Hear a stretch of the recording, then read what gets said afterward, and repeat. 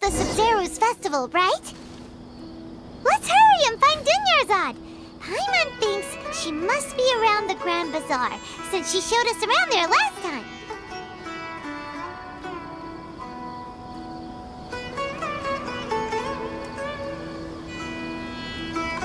In adventuring, as in business, you always have to seize the opportunity while it's there.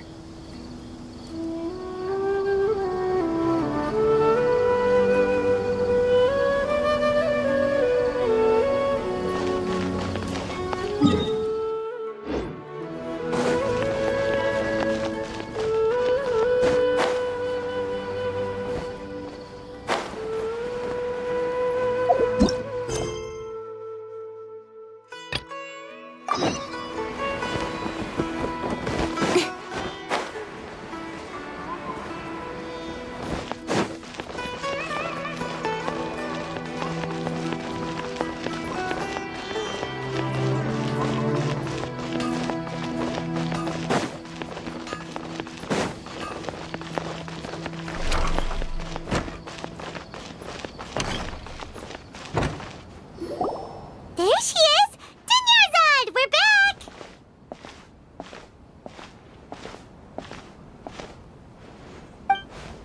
Just as promised, Traveler and Paimon. I'm so glad that you two came back to celebrate Lesser Lord Kusanali's birthday. Indeed. The festival's tomorrow. We've been preparing for so long that I can't help but feel a little nervous.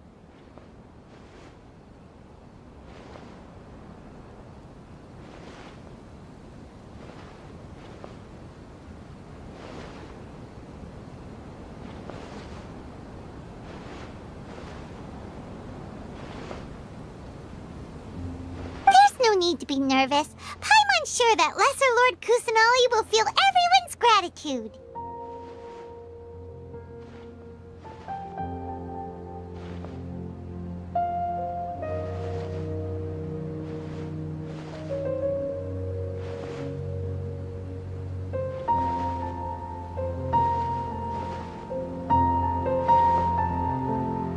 Thanks, Paimon.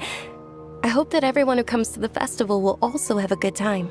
Speaking of which, did you manage to make your way to Port Ormos? Discover anything over there? Of course we went. A lot of things happened there.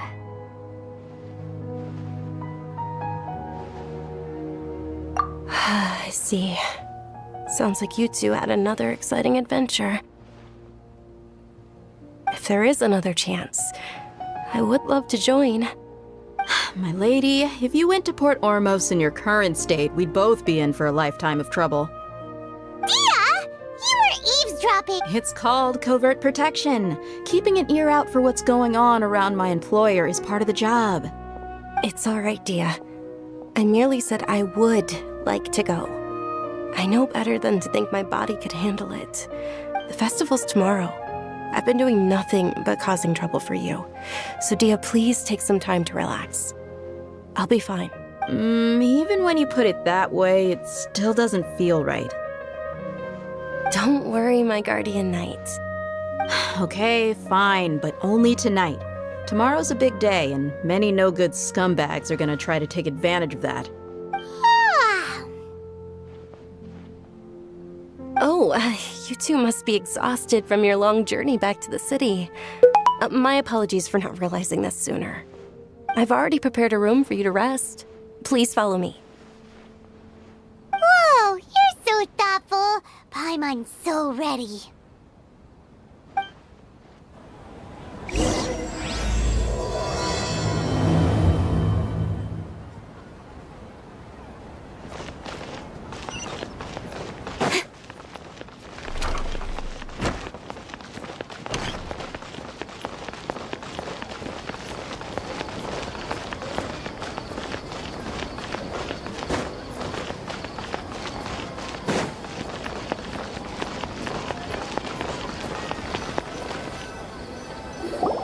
Here we are.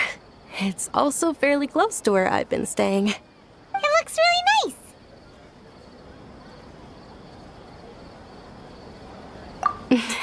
Not at all. Just tell me more about your adventures when you next get the chance. That's Paimon's specialty. Paimon can tell you stories next time. Oh, if you don't mind, how about we all walk around together tomorrow? All of my friends will be working the festival, and Dia is still insisting on her covert protection. Yeah, it'll be pretty hard to relax and enjoy the festival if Dia's constantly hovering over you, right? Then let's meet at the nearby bazaar first thing tomorrow morning. Have a great night. It's a deal. Good night, Dunyarzad. I may be too excited to fall asleep tonight. See you tomorrow. Paimon's starting to really look forward to the Sub-Zero festival too. Will there be lots of yummy food? Oh, no. Thinking about food is just gonna keep Paimon up all night. The earlier we sleep, the better. Let's go inside, traveler.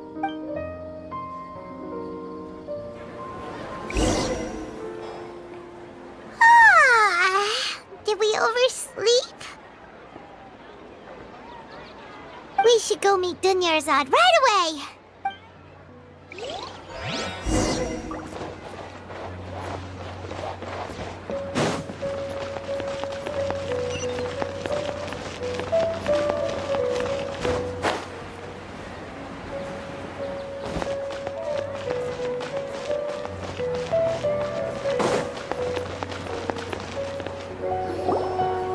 Traveler, Paimon, I've been waiting for you two. Good morning, Dunyarzad. We must have overslept a little bit.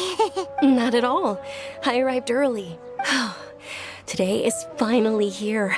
I must cherish every moment as if it were gold. You've worked so hard for this day. You gotta enjoy it to the fullest. You know it. It's just that, as expected, I had some trouble falling asleep last night.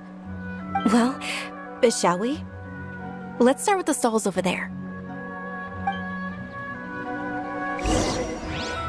Many vendors came out of the blue to support the event, and they insisted on covering costs themselves. Let's go give them some business. They paid for everything out of pocket? Oh, sounds like they're not in this just for the Mora. They all said that contributing to a lively festival atmosphere is more important than money. Especially since we don't often get to celebrate Lesser Lord Kusanali's birthday. Ooh, they're selling food over that way! Let's go take a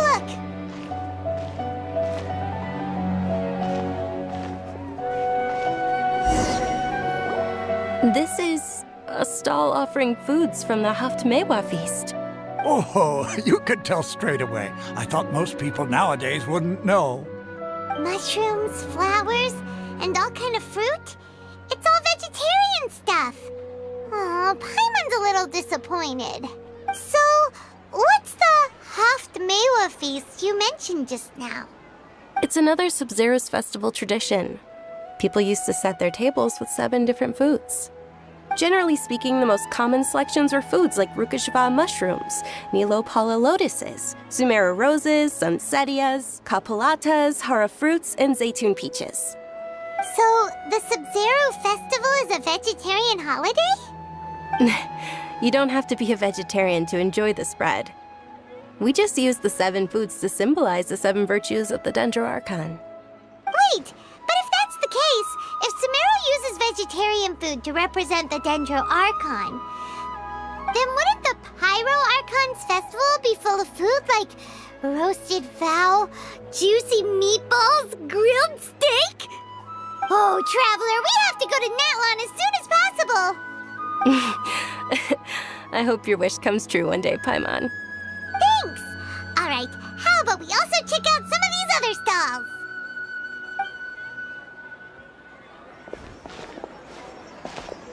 Dear customers, would you like to try your hand at alchemical divination?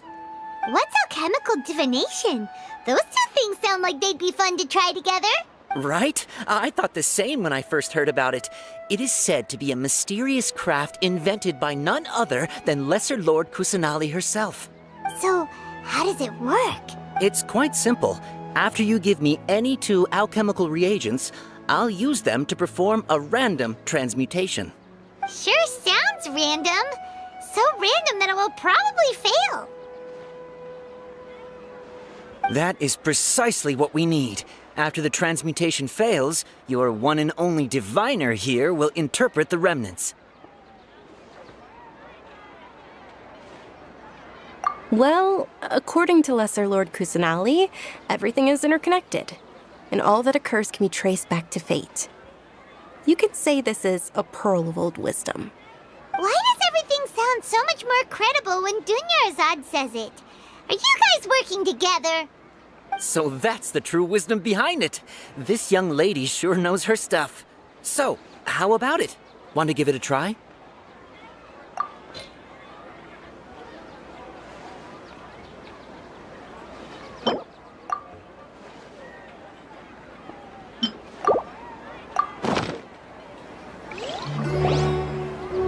Okay, one moment. It's the moon. Paimon wants to take a look too! Is it? It looks more like a pie that Paimon bit into. Generally speaking, the moon signifies... It means... Wait a moment. Is he really looking it up in a book? Oh, I remember now. It means illusions and lies. Illusions and lies? That sounds rather ominous. Yes, but this book says that if you trust your intuition and overcome your fears, the sun will surely rise. He's not even trying to hide his book anymore. Naturally, fate will only ever show you the beginning of a journey. It is up to you to forge your own ending. Oh, thank you so much. I'll keep that in mind. Oh, it's nothing. I'm just learning as I go. Guess that was still pretty interesting. Okay, on to the next stall. They say the Sub-Zerus festival was very lively a long, long time ago. Large flower carriages used to parade through the city. As they headed towards Port Ormos, people would throw flowers, candy, and liquor all along the way. Dunyarzad's eyes are sparkling right now. I wish I could have seen that spectacle. But if you ask me, I'm sure Nilu's Dance of Sub-Zerus would be just as impressive.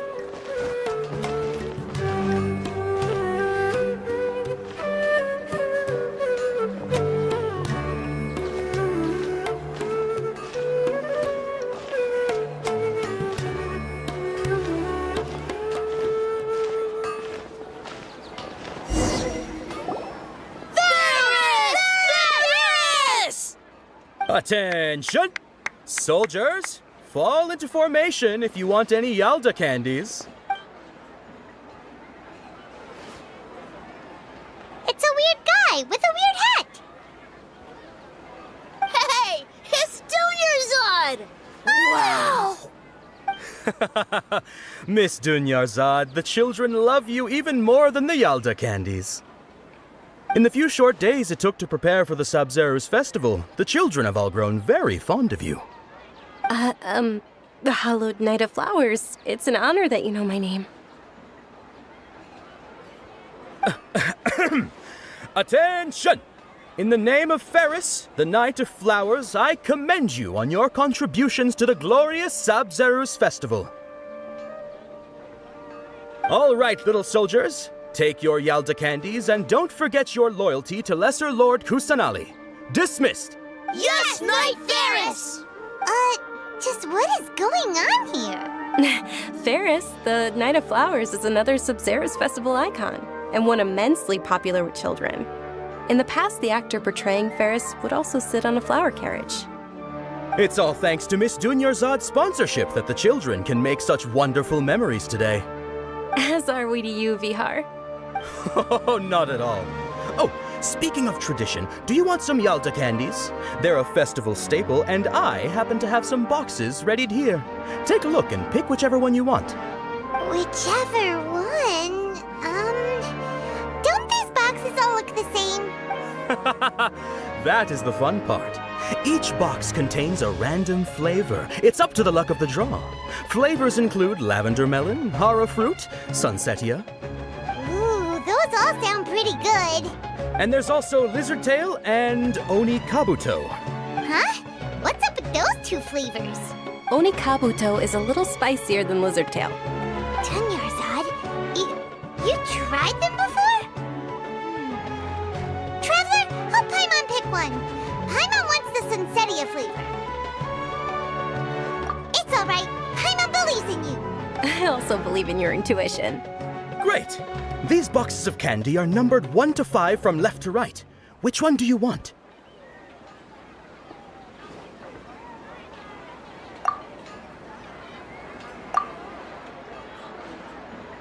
Attention! That's unfortunately horror fruit.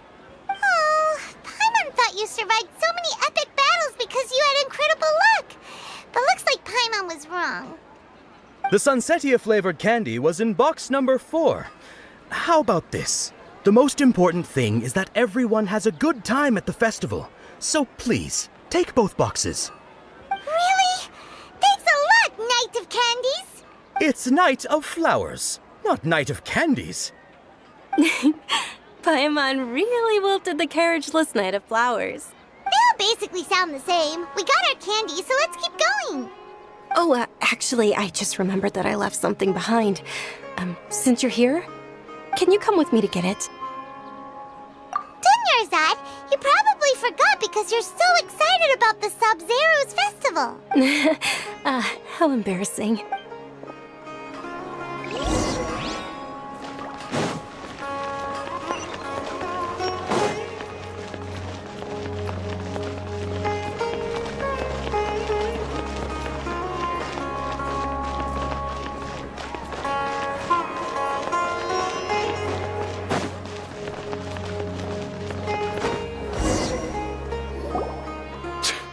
We're too late.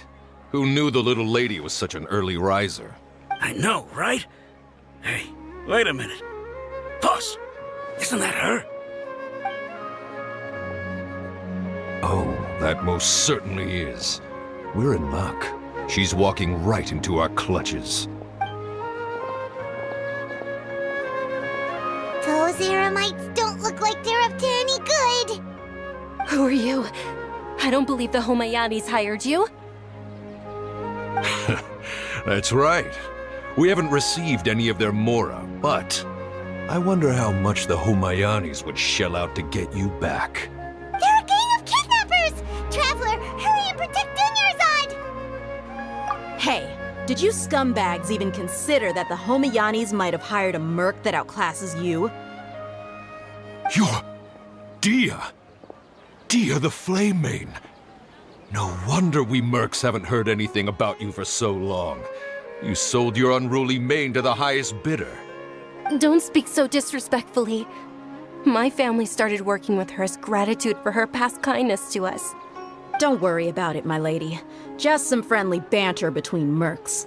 One punch and those rabid dogs will expose themselves for what they really are. Aren't your claws all dull by now? Don't get too cocky! Traveler, take Miss Dunyarzad to a safe location. No, we're gonna stay and help. There's too many of them.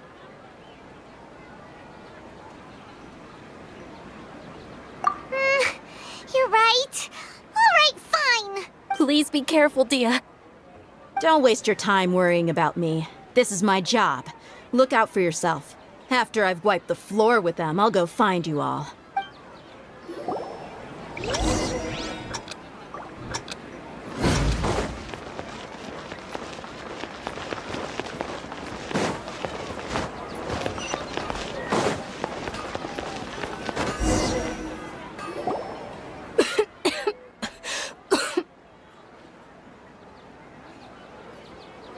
Dunyarzad, are you okay?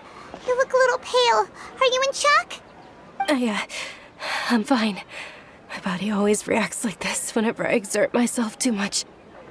You sure you're okay? I'll be fine after some rest. I'm more worried about Dia. After all, none of this would have happened if I hadn't insisted on coming out today.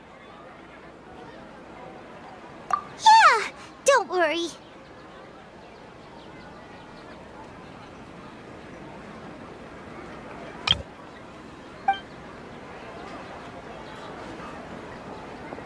My lady, Traveler, found ya. Dia!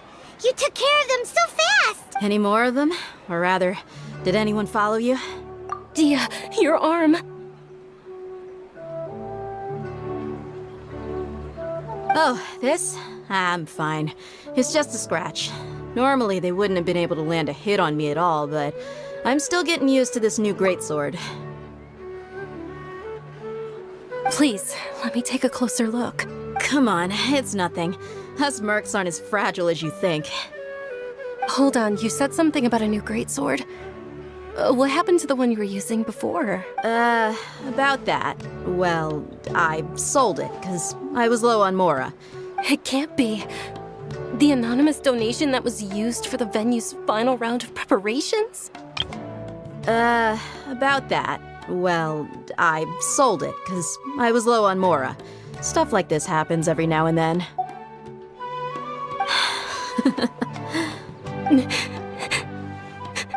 Hey, Miss Dunyarzad, I wasn't trying to make you cry. I'm not gonna lose my commission because I made my employer cry, am I?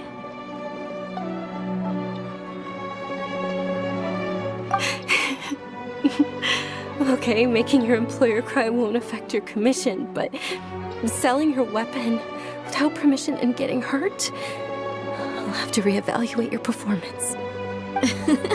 You're so unreasonable, my lady. Thank you very much, Dia. Don't be like that. I get embarrassed really easily. Are you feeling unwell again, Dunyarzad? My lady, your condition. Traveler, can you take her somewhere to rest? I'll look around the area to make sure we're safe from an ambush. Truly. I'm sorry for the trouble, everyone.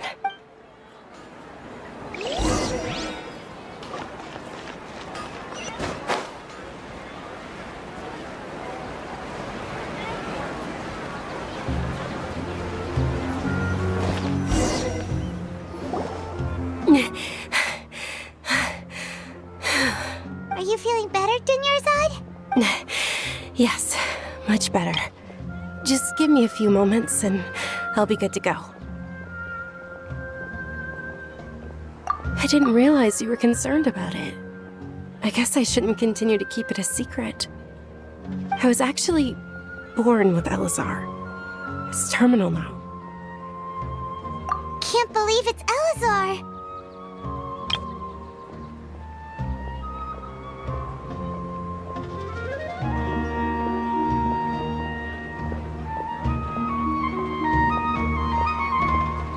Oh, you've already heard of Elazar. In that case, you probably know about its severity.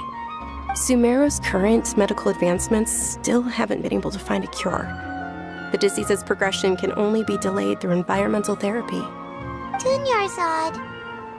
There's no need to be sad. I've always lived with Elazar and I came to terms with it a long time ago. Compared to the simple fact that I'm afflicted with this, its effects on my life have been much more painful. I know that my family loves me dearly. They've done all they can to provide the best environment for me so that I can live for that much longer. However, I know I will one day succumb to this. Did you know? Before I ran away from home this time, the world outside of my home didn't even know that I existed.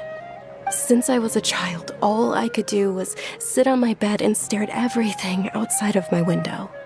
I'm sure my family's worried and disappointed in me for running away, but I just didn't want to have any regrets. I wanted to meet other people. To me, there's nothing more beautiful than being able to meet and speak with others. Not to mention the incredible time spent preparing for the festival. The joy on everyone's faces here, and all the support I've received from friends like Dia. This way, when my final day does arrive, it will be less sorrowful. At the very least, many people will remember that I once existed in this world, right?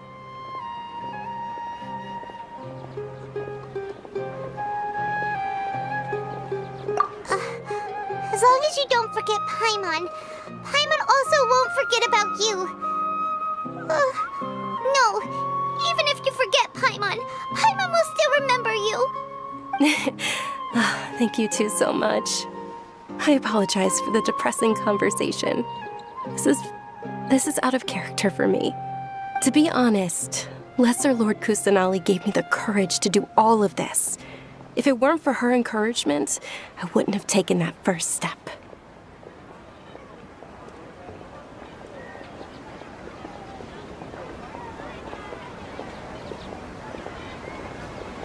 Thanks. There will always be frustrations in life, but I know that the point of living is not to leave behind any regrets. Oh, right. Isn't it almost time? Huh? Almost time for what? Isn't the Dance of Sub-Zeros about to begin? It's the part of the festival that I've been looking forward to the most. Nilu will recreate that legendary scene with her most splendid dancing. And the Sub-Zeros festival will conclude amid everyone's applause and blessings. And with that, my wish will also... Then what are we waiting for? Let's go to the stage! Yeah, we should still make it in time.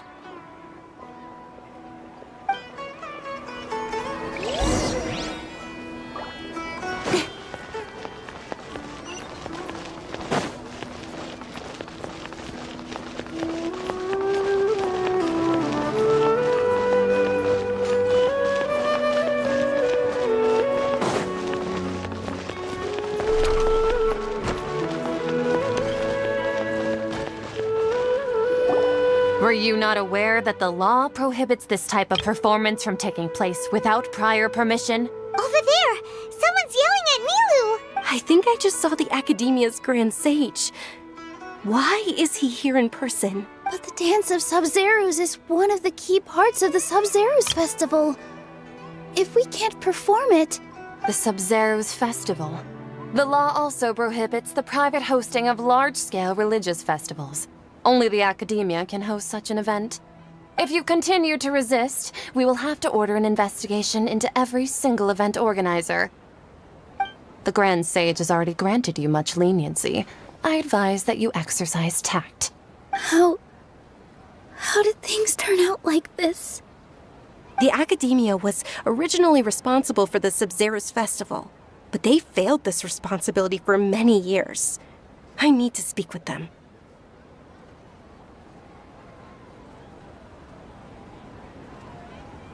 This is a hard pill to swallow, but you're right. Things would only get worse. Art, dance. Aren't you ashamed of pursuing such frivolous and meaningless activities in this land of knowledge and reason? Our Archon created the utopia that is Sumeru City for all scholars who sought validity, verity, and truth, while people like you wish to defile it. No! I believe that our Archon never rejected the arts. Even the goddess of flowers dedicated a dance to her. With your lack of intellectual credentials, I do not believe you are qualified to debate with me. What you should be doing is finding workers to tear down this ridiculous eyesore.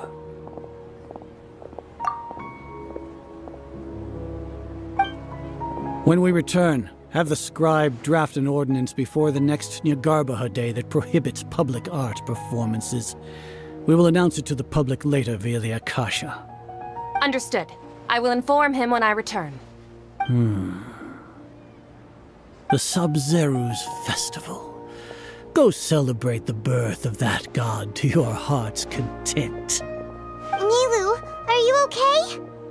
Oh, Dunyarzad. You all saw that just now? The Grand Sage ordered us to stop the performance. Yeah. Let's go somewhere the Academia can't find us and perform there. But how do we let everyone know? And what about the atmosphere on the stage? Or we could get people to block them off so they can't interrupt the performance. No. They just threatened to investigate the organizers. If we were caught... Nilu, it's all right. Don't worry about it. But you've been looking forward to the Dance of Sub-Zeros so much. And I know how important this festival is to you. It's okay. Seeing you care this much about my feelings is more than enough. But you've been looking forward to the Dance of Sub-Zero so much, and I know how important this festival is to you. I don't want you to have any regrets. It would be too risky to continue the Sub-Zero's festival at this point. I don't want to get everyone in trouble. If you say so. But you can sneak out for the next Sub-Zero's festival, right? We'll make sure the next one is a smashing success. The next one. Yes. Okay. It's a promise. It will be a smashing success. I can't believe this is how things turned out. Those heartless geezers. It really is okay. There's nothing we can do about it. Still, I'd be lying if I said I had no regrets. I would have loved to see Milu's dance.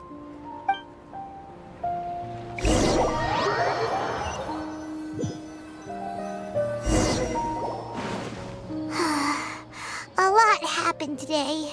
It's a shame the festival ended the way it did.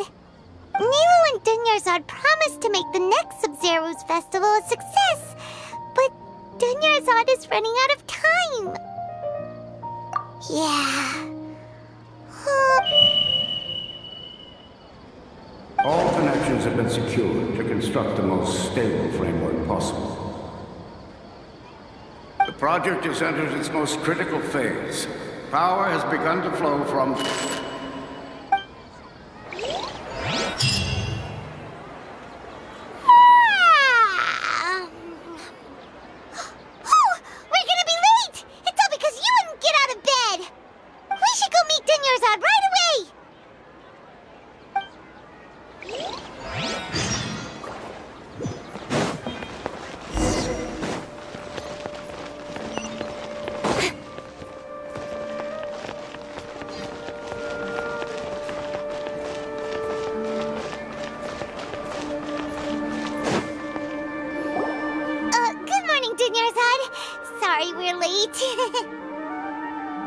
Not at all.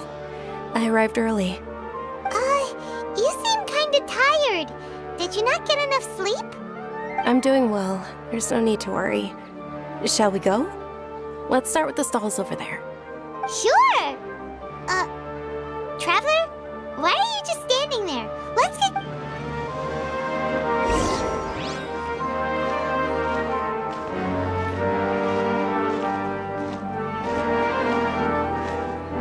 Ooh, they're selling food over that way! Let's go take a look!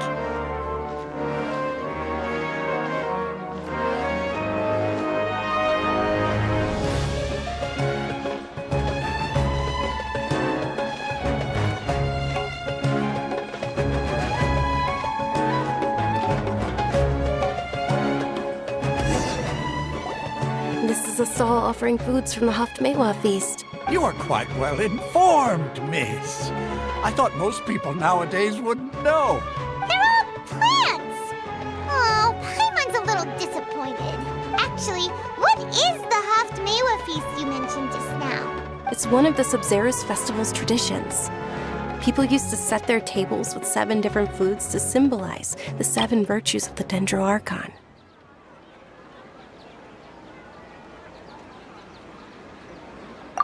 Remnants appear to be in the form of the moon. Really? Paimon thought it looked like some kind of food. The moon signifies... It's escaping me for now. Wait a moment. Is he really looking it up in a book? Oh, right. It means illusions and lies. But if you trust your intuition and overcome your fears, the sun will surely rise. Understood. I'll keep that in mind. Oh, it's nothing. I'm just learning as I go. Guess that was still pretty interesting. Okay, on to the next stall.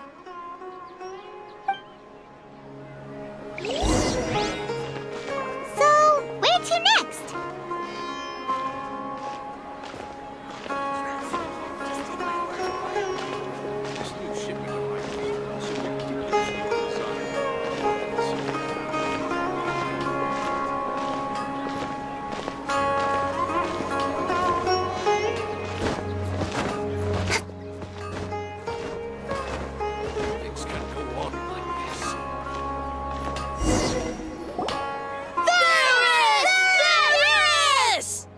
right, soldiers. Now that you have your Yalda candies, don't forget your loyalty to Lesser Lord Kusanali. Dismissed! Yes, Knight Varys! What's going on? Is this a play? Ferris, the Knight of Flowers, is another Sub-Zerus festival icon and one immensely popular with children. It's all thanks to Miss Dunyarzad's sponsorship that the children can meet the Knight of Flowers. Oh, do you want some Yalda candies? I happen to have some boxes readied here. Take a look and pick whichever one you want. What's to pick? Don't these boxes all look the same? It's not that simple. Each box contains a random flavor. It's up to the luck of the draw. Flavors include lavender melon, hara fruit, sunsetia. Ooh, how interesting! And there's also lizard tail and oni kabuto. Ugh, why do those flavors even exist? Traveler, help Paimon pick one. Paimon wants to eat the sunsetia flavor. Great! These boxes of candy are numbered 1 to 5 from left to right. Which one do you want?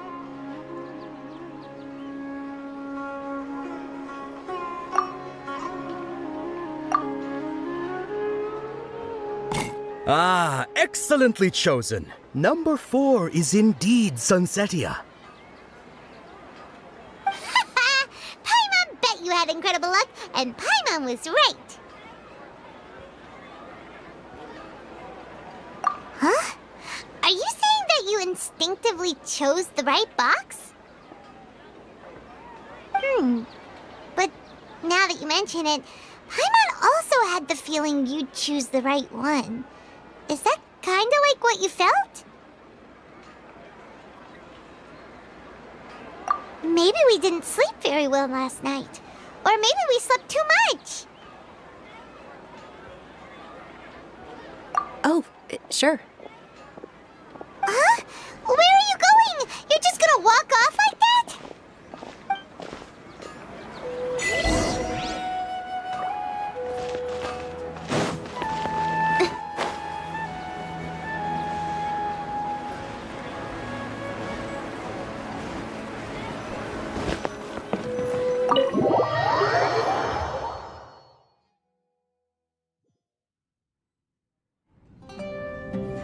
A feeling of deja vu? Oh, Paimon knows what that is. It's when you feel like you've already experienced whatever is going on.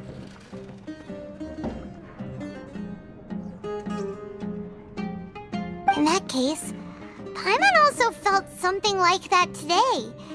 But that's just our brains playing tricks on us, isn't it? So why'd you run here in such a hurry? So that's it! You're intentionally doing things you usually wouldn't and seeing if you still get that same feeling of deja vu.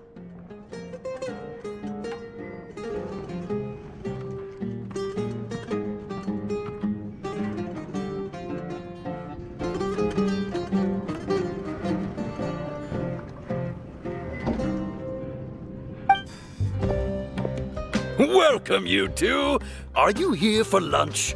What would you like to eat? Got it!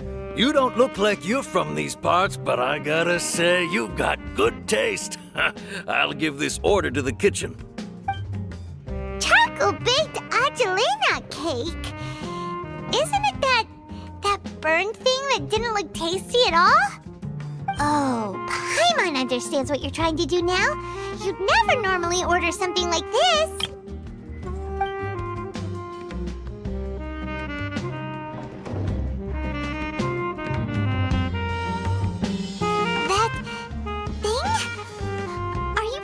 Eat it? Isn't this going a bit too far?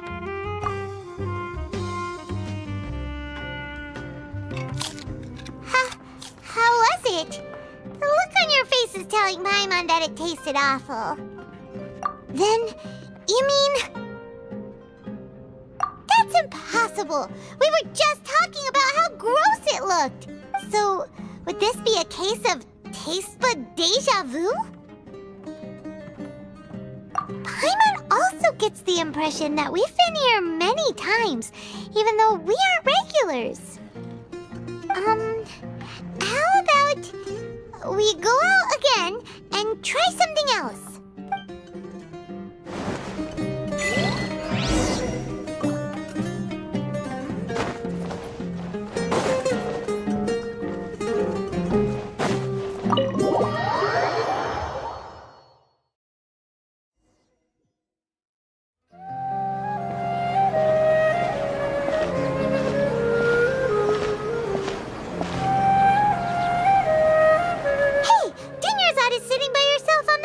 Over there.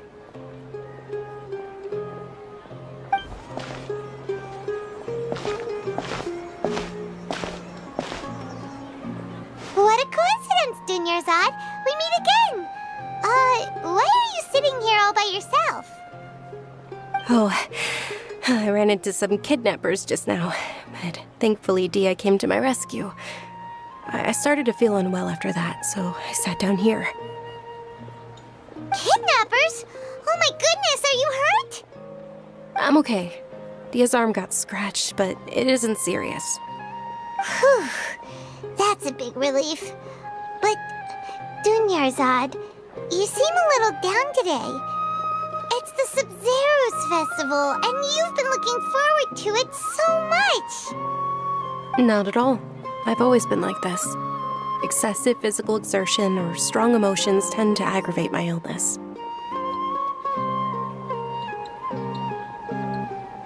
Besides, no matter how amazing today may be, it is but a single day. After however many more days, my time will come to an end. Paimon doesn't quite follow you, and Paimon feels like something's really got you down right now. It really is fine. I don't mind. Huh? Did something happen? Dunyarzad, have you ever felt déjà vu? You know, like when you've already experienced something that's happening right now?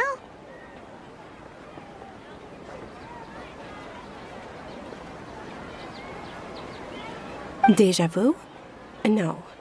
But my days have been the same for years now. Even if I were feeling déjà vu, I suppose I would already be used to it.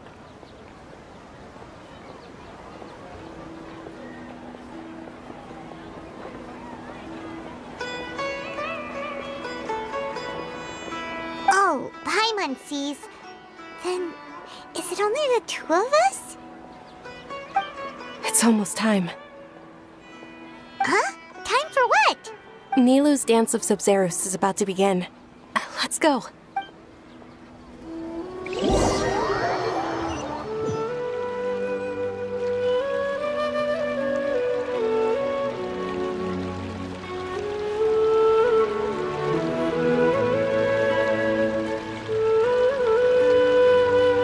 With your lack of intellectual credentials, I do not believe you are qualified to debate with me. What you should be doing is finding workers to tear down this ridiculous eyesore. When we return, have the scribe draft an ordinance before the next Nyagarbaha Day that prohibits public art performances. We will publicly announce it later through the Akasha. Understood. I will inform him when I return. The Sub-Zero's festival. Go celebrate the birth of that god to your heart's content.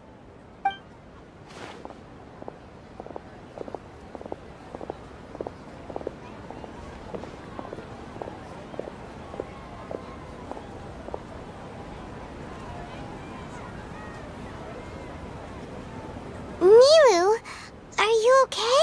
Oh, Dunyarzad. The Grand Sage ordered us to stop the performance. It's okay. There's nothing we can do about it. But you've been really looking forward to this. I don't want you to have any regrets. It truly is unfortunate, but I don't want to cause trouble for anyone. Didn't the Grand Sage say that he might investigate the organizers? True, but... Well, okay. I'll just have to try again next year. The next festival. I probably won't be around by then. Wait, what did you just say? No, nothing. I'll be heading back to rest. Thank you for your help, everyone. Paimon can't believe what those heartless geezers did! Did Dunyarzad already go back?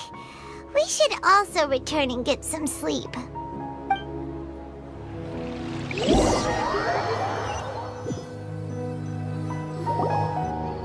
So, in the end, you still couldn't figure out what that deja vu feeling was all about? Maybe it really was because of exhaustion. Same here. That's why Paimon stopped thinking about it halfway through the day. Then, how about we settle in and get a good night's sleep? For now, we can chalk things up to exhaustion. We can do more thinking tomorrow. Observing a modest drop in the output of jnana energy, but values still remain within normal parameters. Continue to monitor the variances in the data and find the cause as soon as possible.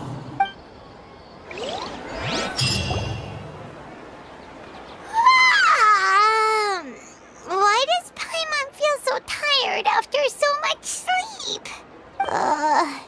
Anyway, we should go meet Dunyarzad right away.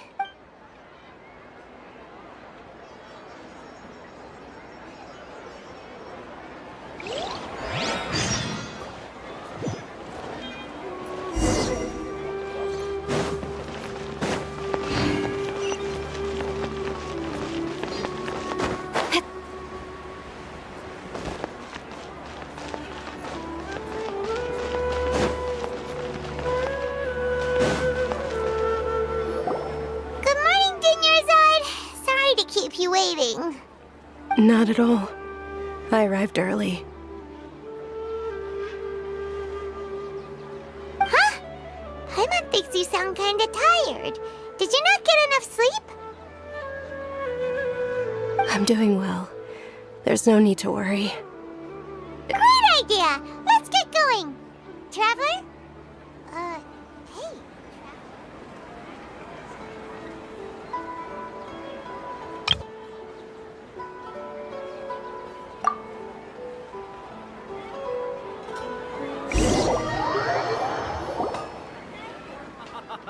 It's all thanks to Miss Dunyarzad's sponsorship that the children can enjoy the Sabzeruz festival.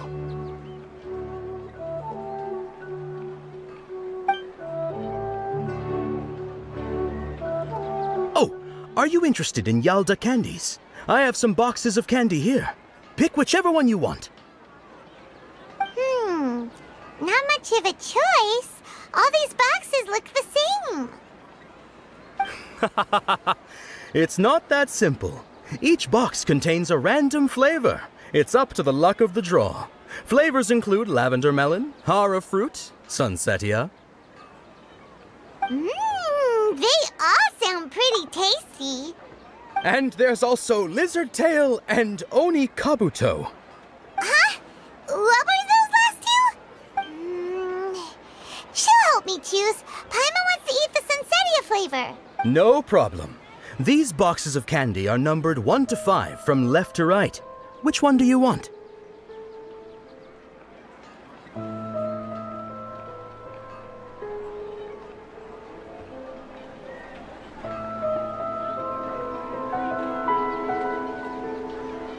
Oh, I like your confidence. No hesitation at all. Oh, congratulations! Number 4 is indeed sunsetia.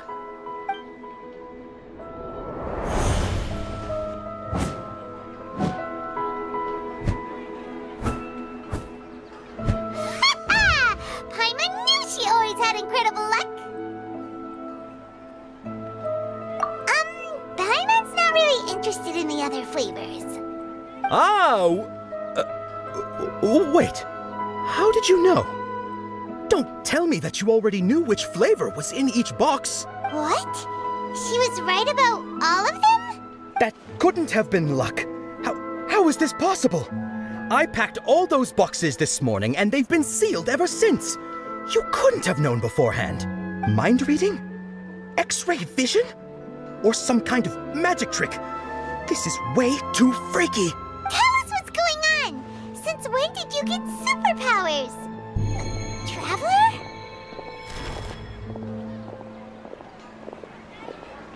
Hey, where are you going?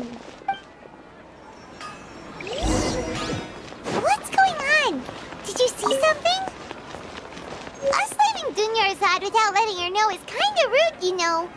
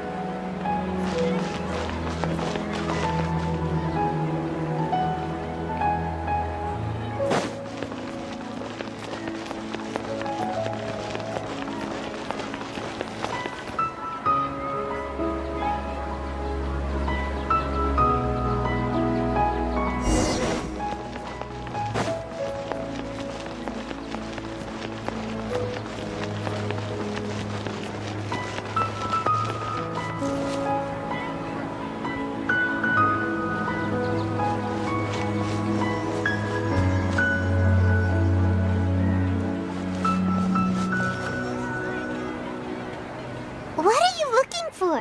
Why did we come here?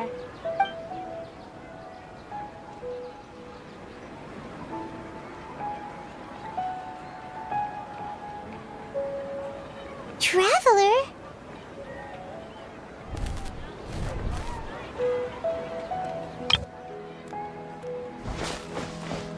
That's...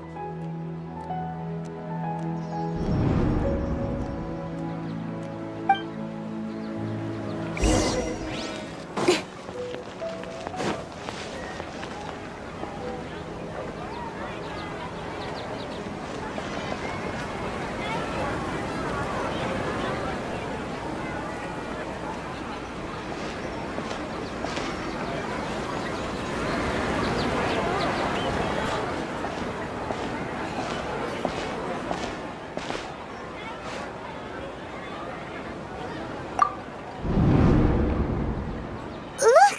That's... Isn't that Dunyarzad?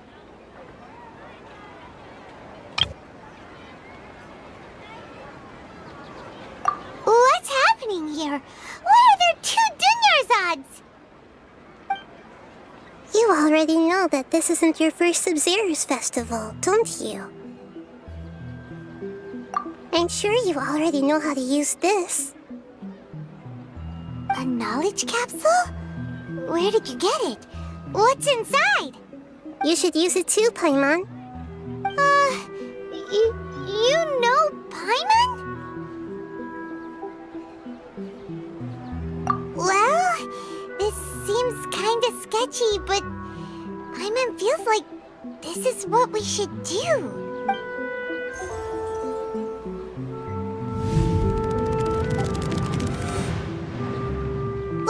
What the? This is our 20th time at the Sub-Zero's festival? Huh? No. The 30th? 40th? Just how many times have we been to the Sub-Zero's festival? Have we been trapped in a single day? If it weren't for you, we wouldn't have even realized. What the heck was inside that knowledge capsule?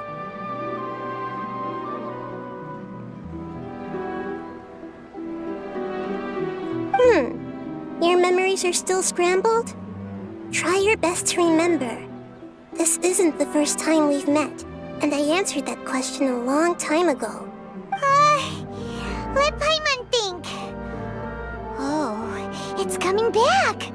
Meeting you was the real catalyst for restoring our memories, and the knowledge capsule was just your means of showing our minds the way. What about everyone else? Why are you only helping the two of us? Your sense of deja vu is stronger than everyone else's, yes? As for an explanation, you two received the blessing of Dendro, and you also have special, sensitive constitutions. It was as if a single sheet of paper was separating those memories from your consciousness. A familiar question. I think this is the 7th time you asked that. As you can see, she isn't doing well. You probably sensed it too. The Dunyarzad you were just with is different from the first Dunyarzad you met. That first Dunyarzad is in front of you right now, and she doesn't have a lot of time left.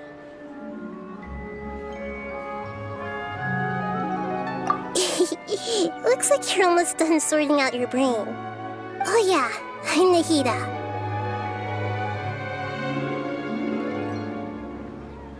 Good, you passed the test. What's happening? You can awaken our memories, and you seem like you know what's going on. Oh, wait, please don't tell Paimon even you don't know. Everything in this world runs in a loop.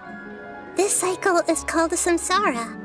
You, me, and everyone else are all stuck inside the one-day samsara. As for the truth, that's on you to find out. If you were told the truth instead of discovering it yourselves, it would literally blow your minds. I don't know how you'd be after that. I can only give you surface-level help, like bits of information and subtle hints. For the rest of the time, I'll be doing all I can to slow down Dunyarzad's illness. She looks like she isn't doing well at all. Her illness gets worse after each Sub-Zero's festival. If we can break out of the samsara, I might be able to save her. But as things are right now, she's just a small bird in the sky that's about to lose its last feathers. All I can do is raise a gale to delay her fall. You sure love to use weird analogies. Analogies are wonderful tools. They let you use existing knowledge to understand unfamiliar things. Okay, so, with what you know so far, what do you think the truth is?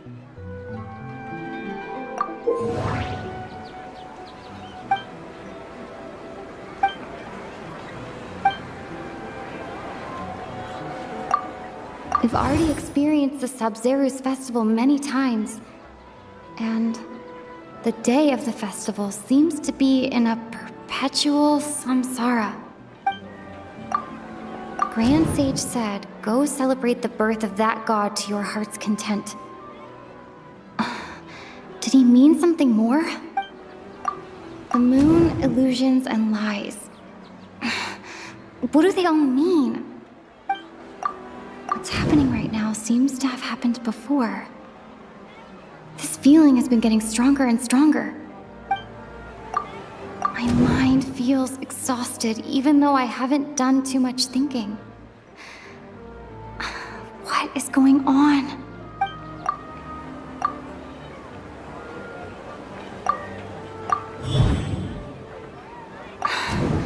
That should be it. The flow of time is endlessly cycling within one single day.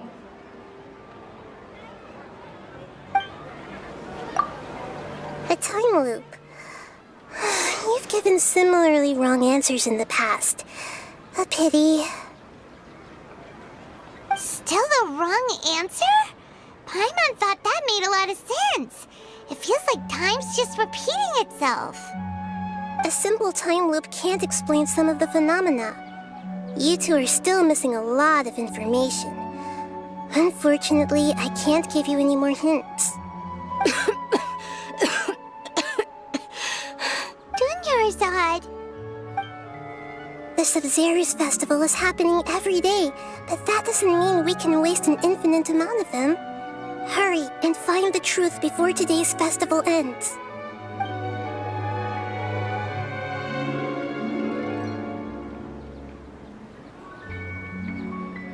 Let's think about our current situation.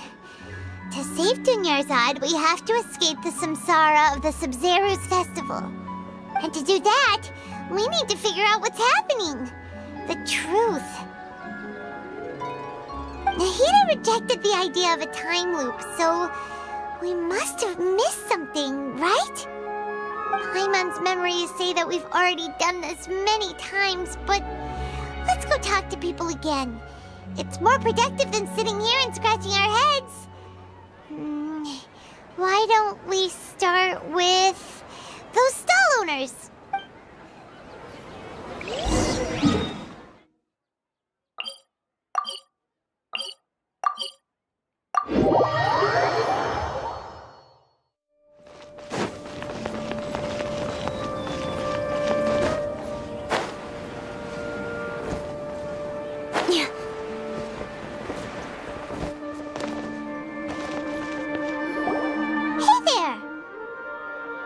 Hey, it's you guys again. Where's your cultured friend? She's feeling a little unwell. I see. Did you come back to buy something? I guarantee the freshness of my products. I harvested them from the forest just yesterday. Huh? What brought this about? I hurried back from the forest yesterday, and I'm selling produce here today. I haven't felt anything strange. To put it another way, if you really think about it, was yesterday truly yesterday? Did you... What kind of philosophical nonsense is this? Are you two daydreaming? To put it another way, if you really think about it, was yesterday truly yesterday? Did you actually come back from the forest yesterday? Didn't you know that no one dreams in Sumeru? Go somewhere else if you want to find someone to daydream with. He actually has a point. Is this a dream? Is everyone dreaming? True. It's so weird that people here don't dream. Why is that? Anyway, if this all really were just a dream, we would have woken up a long time ago. Let's keep asking around.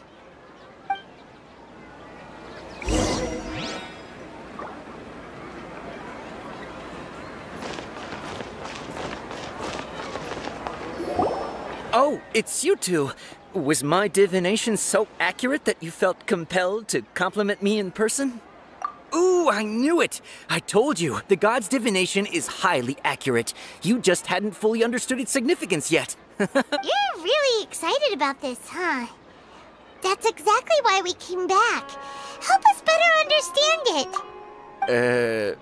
Help you better understand it? Well, that isn't exactly what I excel at. So, you're admitting that you don't have a clue? Anyway, what kind of situation did you get into? Huh? Hold on a second. I thought you guys just lost your wallet or fell for a scam. What you just said, are you serious? Does that kind of thing actually happen in real life? Paimon knew you weren't going to believe it. Marvelous. Truly marvelous. I believe you. Recall the interpretation of your divination, the moon, illusions, and lies. It really felt like an omen. When you say it like that, the divination does sound like it's related to what's going on. Can you read any more into it? I believe that the Archon's revelations are never more than vague hints. Anything more specific is beyond the reach of mere mortals. The book only says, if you trust your instincts and overcome your fears, the sun will surely rise. So that's how it is. Looks like fortune-telling is just fortune-telling. It's no good for practical problems. We haven't made any progress. Who else can we talk to? Paimon remembers that we tried talking to her a couple of times, but she always thinks we're playing pranks on her. You think she'll brush us off again? Yeah, if we tap into with Dia's strong sense of responsibility as a mercenary, then she'll definitely take us seriously. At this time of day, Dia's probably just finished beating up those kidnappers. Let's go find her.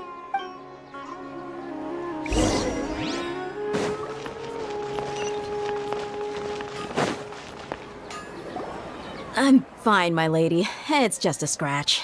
Perfect timing. Both of you are here. Paimon, Traveler, you came at just the right time. Listen, there was a dangerous Huh? You saw? Then why didn't you jump in earlier? If someone was protecting Miss Dunyarzad, I could have went all out. Anyway, can you do something for me? You want the Traveler to take Dunyarzad somewhere to rest up while you check to see if there's still any kidnappers around. Did Paimon get that right? How did you know what I was going to say? We need to say something convincing. Dia sold her greatsword to raise additional funds. And then she was injured because she wasn't used to her new weapon.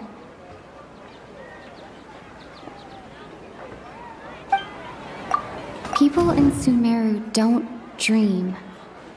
What a strange phenomenon. The moon, illusions, and lies. What do they all mean? My mind feels exhausted even though I haven't done too much thinking. What is going on? Tell her, Traveler! I didn't tell anyone about that. Including Miss Dunyarzad. You couldn't have known. And just now, you literally took the words right out of my mouth. What's going on? All right, so this is the situation. It's kinda hard to believe what you just told me.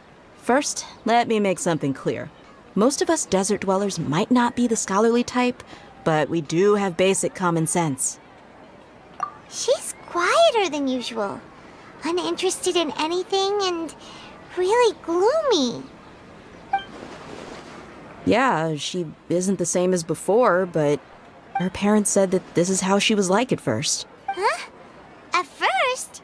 I don't quite understand what you're all talking about. I'll go rest on the bench over there. My lady, are you angry?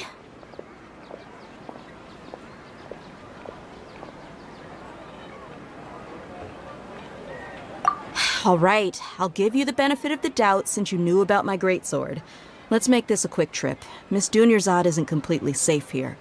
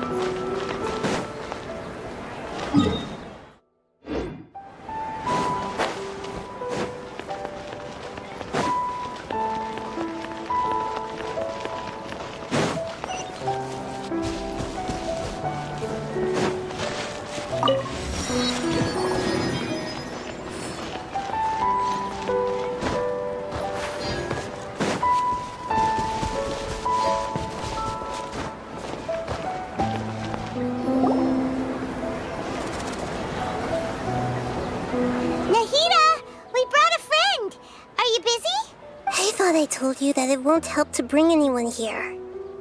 We just wanted her to see the real Dunyarzad's condition. The real Dunyarzad? Where and who are you talking to? Huh? I told you that you two are special. Other people can't see me or Miss Dunyarzad here.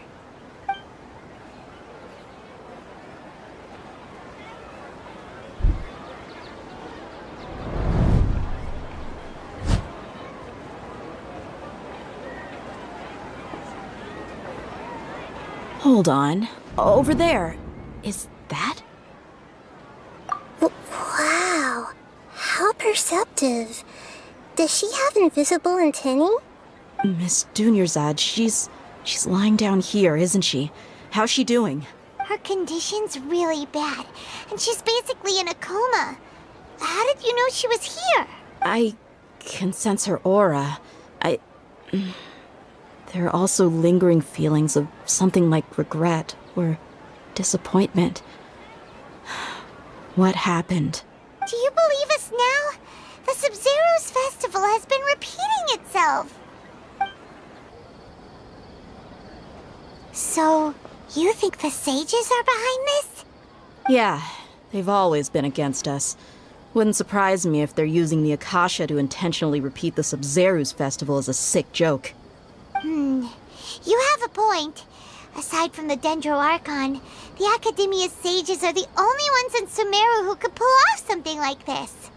Maybe there's more to the Akasha than we know.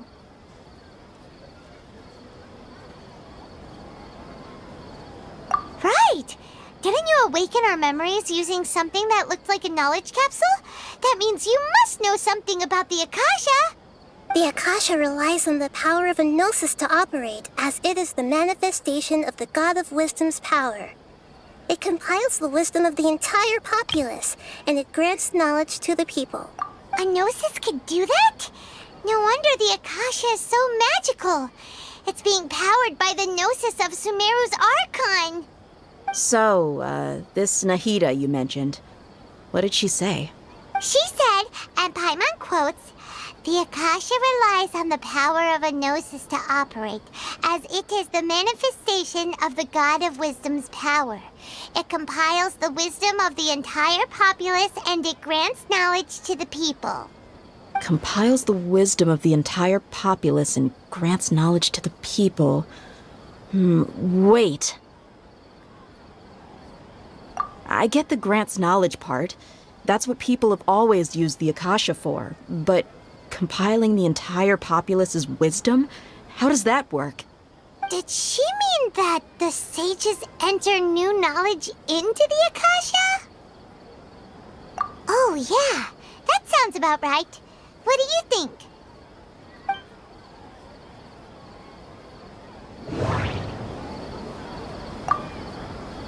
People in Sumeru don't dream.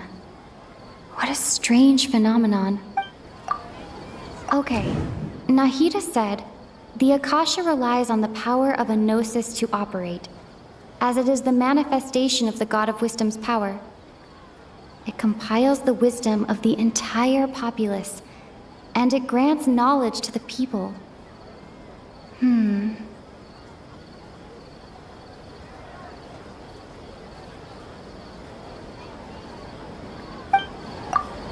My mind feels exhausted, even though I haven't...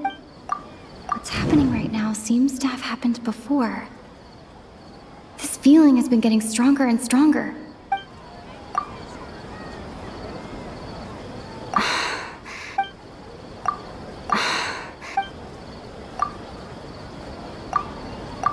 People in... You mean the Akasha is causing our mental fatigue? Huh. Now that I think about it, my head's been feeling unusually heavy. When the desert dwellers set off on their quest for knowledge, a sage once said, knowledge always comes at a price. Compiling the entire country's knowledge. You think the Akasha pulled a 180 and is extracting information from us? Who knows? The Akasha can put knowledge into our heads, so who's to say that it can't also poke around in there? We don't know any specifics. What's the point of doing something like that? Just think about it. If you could combine the knowledge of every single person in Sumeru, then you can basically turn Sumeru City into a single massive brain. This hive mind could make breakthroughs in problems that even the smartest geniuses can't crack. An excellent deduction. And the analogy comparing Sumeru City to a massive brain? I love it. In that case, we should take off our Akasha terminals right away. Maybe that'll solve this problem. Yeah, I was only wearing this for show in the first place. Didn't expect the sages to cook up such a conspiracy. Mark my words. When this is over, I'm getting evidence and exposing this whole thing to the public. How does everyone feel? Huh? What is it? Oh, that! Paimon knows what you're talking about. It's a single soft beep that sounds like it's coming from the Akasha terminal. The sound of a beep. Could it be a prompt tone for when the Akasha is operating? That's probably an important clue. We weren't using our terminals, but we heard a beep anyway. Traveler, did you hear that? I heard it too. Our ears aren't messing with us. There was definitely a beep, but it sounded like it was coming from inside my head. We took off our Akasha terminals.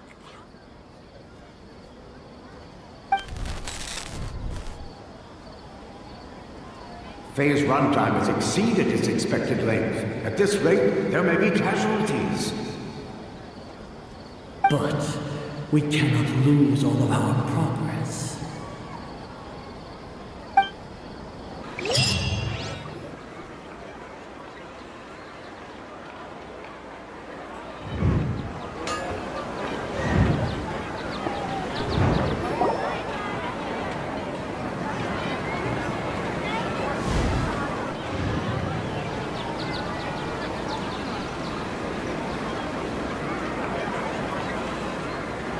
Remembers everything!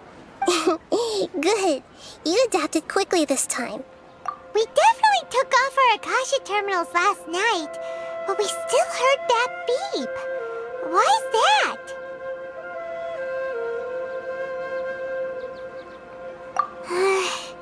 But now we can at least confirm one thing. The Akasha definitely has something to do with whatever's trapping us in this cycle. Oh, Paimon doesn't get it. Why would the Akasha go this far if all it wants is everybody's wisdom? It's extremely difficult for lab rats in an experiment to understand why they're being treated the way they are. If we're lab rats, then what are you? Nahida, you've never told us anything about yourself. I guess I'm the moon. The moon? Wasn't that the result of our divination? Anyway, knowing who I am won't help you get closer to the truth, so you should focus on other things. Don't get distracted and miss any clues. Okay then. Dia helped us a lot yesterday, so let's go find her. If Paimon's reading the time correctly, those kidnappers should be showing up soon.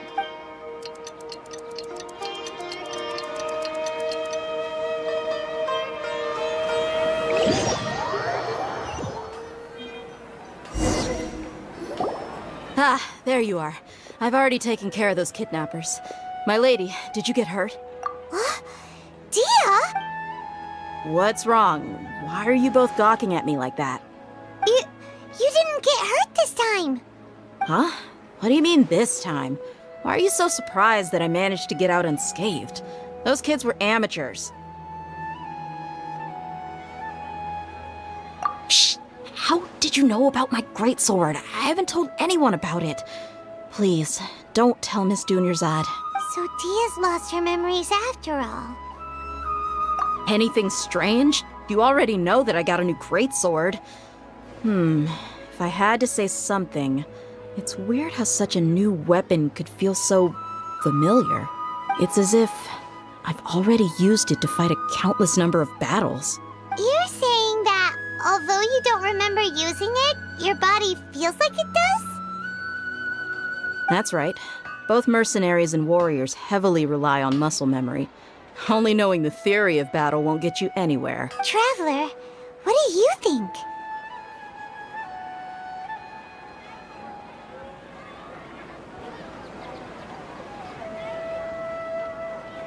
Yeah! Paimon's feeling really hopeful. Oh, you're right! Earlier in the Samsara, something like this would have never happened. I have no clue what you two are talking about, but it's still dangerous here, so... So you want us to take Dunyarzad somewhere else to rest while you check if there are still more kidnappers around, right? How did you know what I was gonna say? Can you read minds? Forget it. Go and do your thing.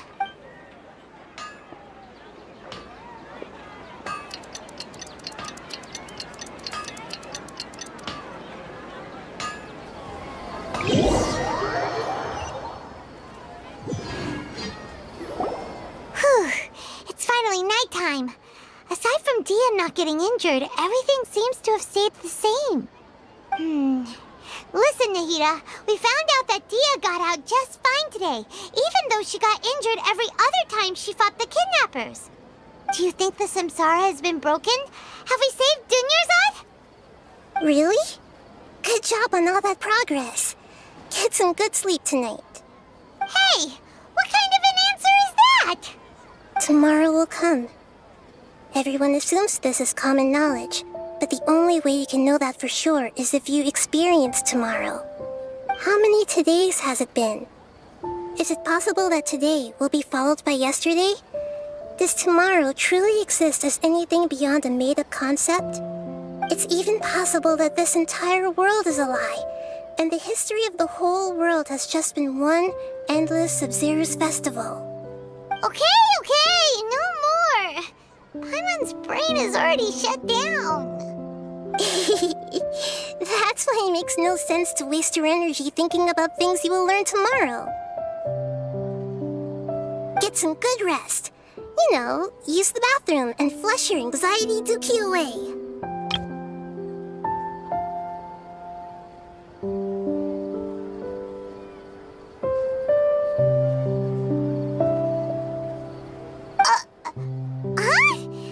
Hold on, what did you just say? Did Paimon hear you correctly? Huh? People always say they feel a sense of relief after they take a duk-duk. That's why I suggested you could try that. Is that so strange? It's so strange and so against common sense that Paimon's at a loss for words. You were sounding kind of smart just a minute ago.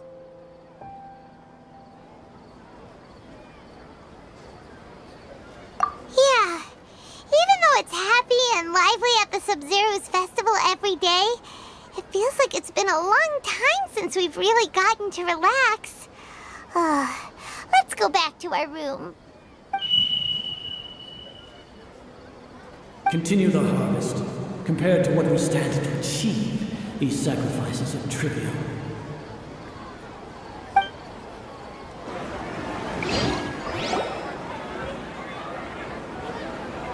We're still in the same day! Nahida, you already knew last night that we didn't break out of the Samsara? Why did you tell us? Would there have been a point? You would have spent the night with new worries, with tomorrow still out of reach. In that case, you might as well rest within that brief moment of hope. An opportunity like that doesn't come by often, and I thought it might help you clear your minds. Paimon thought the Duke did that! Whatever. Guess you were looking out for us after all. Of course. In the time we've been together, you two have been everything to me. Paimon's flattered and everything, but maybe you're taking things a little fast. What I mean is, even though I had asked you to solve this puzzle, you two are still the only ones who can see me and sense my presence. In other words, if you weren't here, I may as well not exist. That's why you two have been everything to me. Get it? Nahida's talking about confusing stuff again. Anyway, that's enough chit-chat. So, Traveler, did the new clues yesterday help you gain a new understanding of the situation? Huh? Why are you scrapping your previous theory? Oh, yeah! You're right! Gosh, how did we not notice that? In a simple time loop, people's physical conditions should also reset. So, what's your new hypothesis?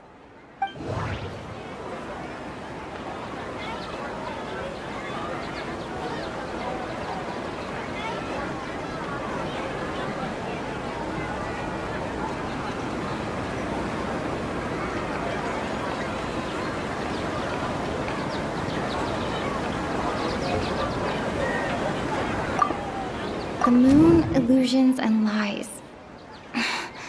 What do they all mean? Mercenaries rely heavily on muscle memory. And Dia was able to use her experiences to avoid injury in later samsara cycles.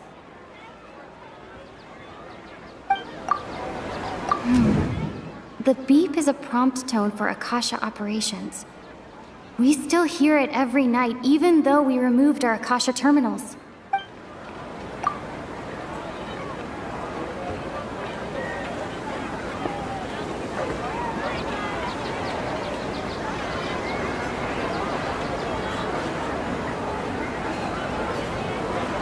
Okay, Nahida said, the Akasha relies on the power of a gnosis to operate, as it is the manifestation of the God of Wisdom's power.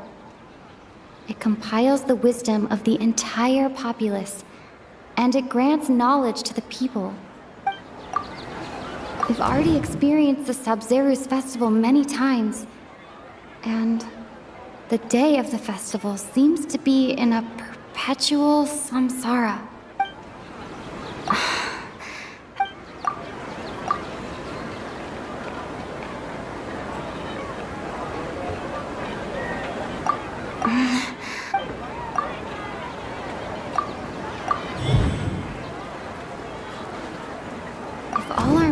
Of a day are erased at the end of that day, then we would unwittingly relive that same day again and again.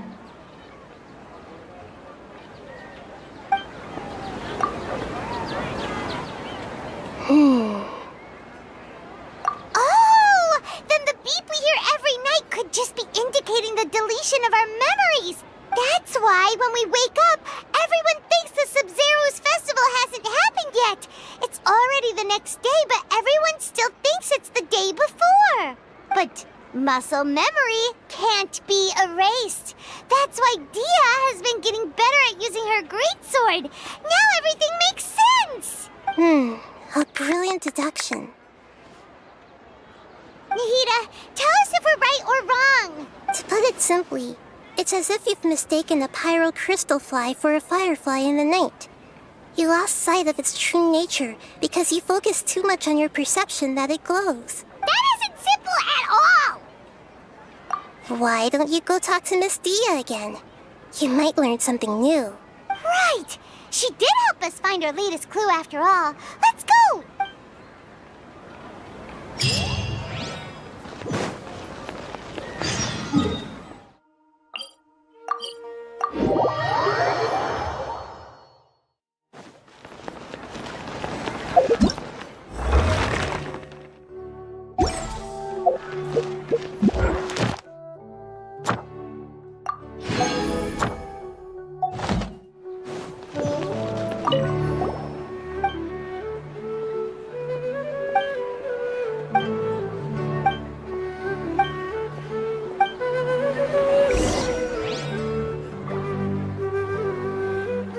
Astra.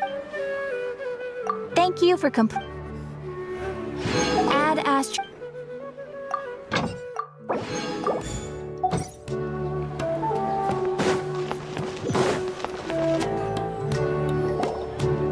There you are. Really took me a while to find you. As expected, Dia also didn't get hurt today. Get hurt? Why would I? Don't underestimate me. Well, you're still getting used to your new greatsword. Huh. Truth be told, I also think it's pretty strange. It just suddenly felt so familiar in my hands and... Wait a second! How did you know I got a new greatsword to begin with? I didn't tell anyone about it. Traveler, could you explain the situation to her today? Paimon's gotten a little sick of doing it. Oh, that works!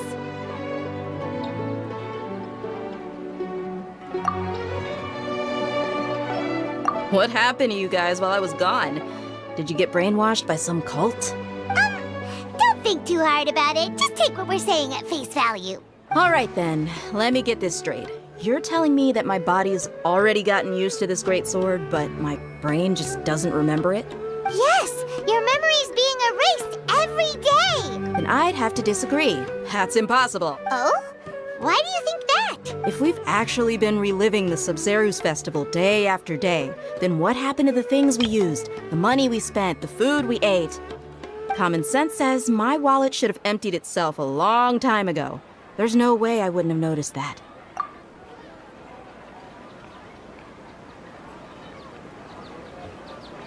Right! They could use the Akasha to record what everyone did that day, and then use the city's resources to replenish everything! It's not very likely, but it's also not impossible. No, it is impossible. I've got proof. You have proof? Where? You two are surprisingly serious about this nonsensical discussion. Fine, I'll play along for a little longer. Come with me, Miss Dunyarzad. Please come along as well. I still can't guarantee that this area is safe.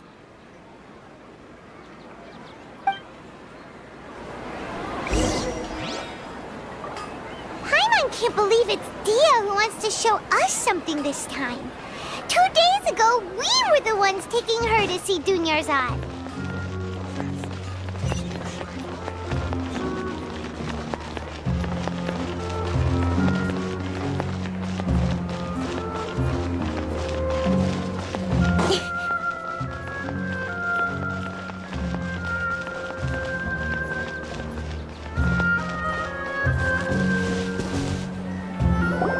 This is it. Huh? This is a wooden training dummy. See those marks on the dummy? Those are the result of several days' worth of practice. Let's say the sages didn't replace it every day. Shouldn't it be hacked to pieces by now? That's true, but what if they did? Then the sages would have had to reproduce every mark I left during previous training sessions. I'm a professional fighter. My martial school has always emphasized the importance of refined control. The force, angle, and entry point of each strike is calculated and deliberate. That's why I remember every mark on the dummy, as well as my state of mind as I made each strike.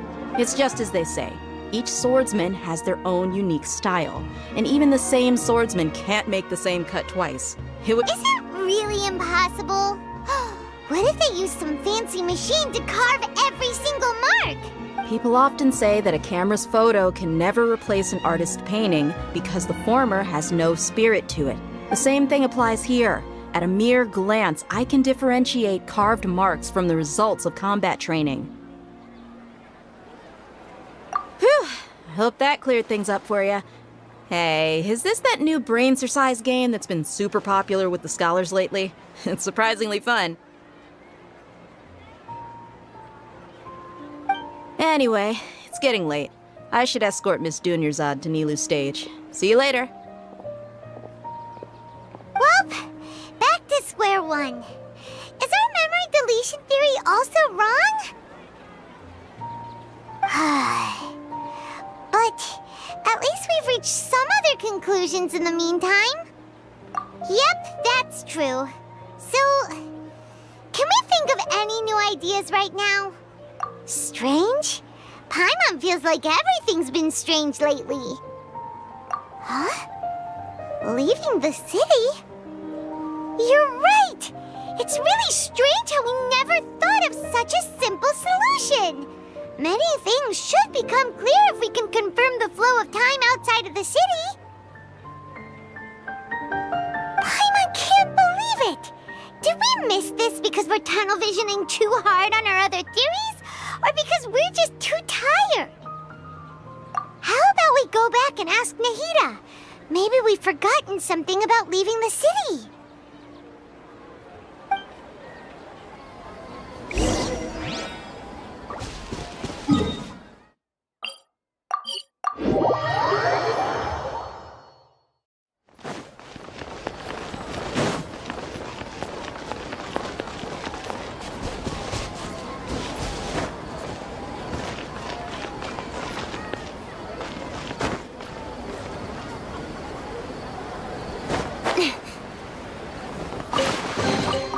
That's everything.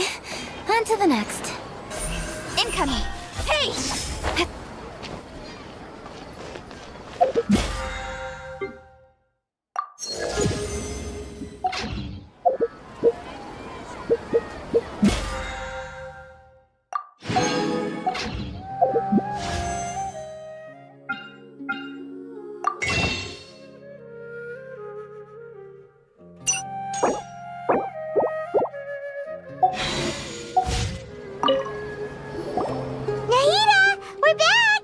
back early today. Did you find something new? Sort of. We're mostly sure now that we're not in a time loop. And we also aren't in the real world. But at the same time, we have a new question. Leaving the city. As far as I remember, you've mentioned your plans to do that twice before. We did? But we don't remember anything. What happened after we talked about those plans? What did we say when we got back? Let me think. I don't think you ever actually told me what the outcome was. Oh, it's probably more accurate to say that both times you never came back the whole night. But you two sometimes stay out the entire night anyway, so at the time, I didn't think too much about it.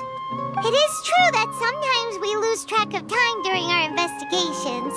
Before we know it, it'll already be the next day. But still, neither of us remember anything about leaving town. Really?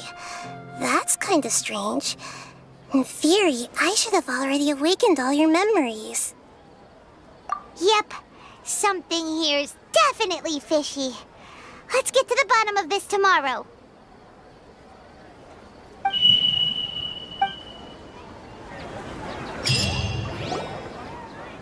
Our memories are back!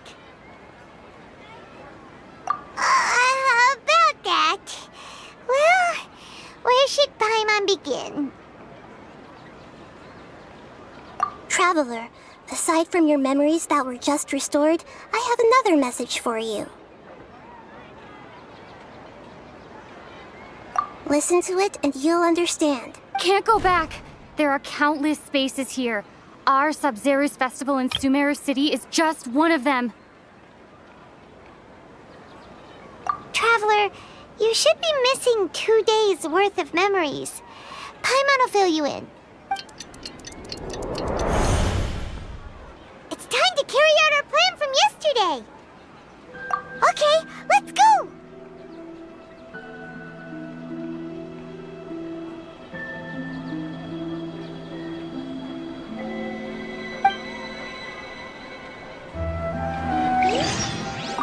We don't have many more festivals to waste. Hurry and find the truth.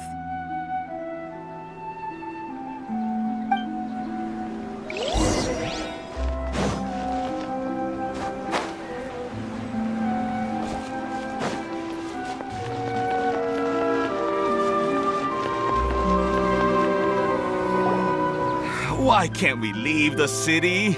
What is the academia up to now? Don't ask me. It's not like I can tell you anything. This is a direct order from the Grand Sage. Just wait until tomorrow. I have a real emergency.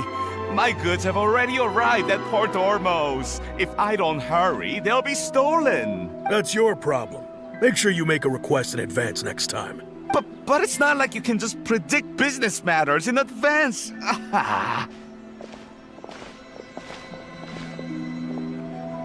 It looks like the Academia already announced a lockdown for Sumeru City today. How completely unsurprising. Let's go and question them. Hello, sir. Why can't we leave the city today? Here we go again. Don't ask me. I don't know either. We just received an order that no one is allowed to enter or exit Sumeru today. They didn't tell us anything else. Angering me won't get you anywhere. If I had that kind of insider info, I would have left this stupid post long ago. It looks like he really doesn't know.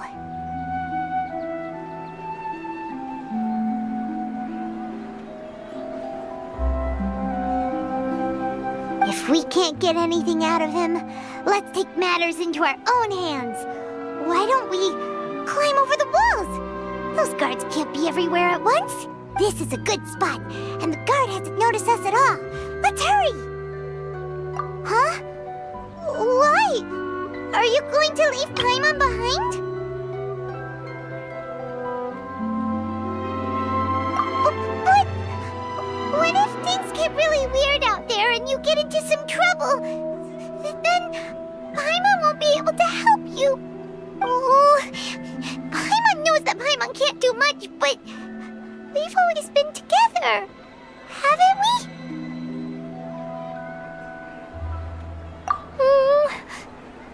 Okay.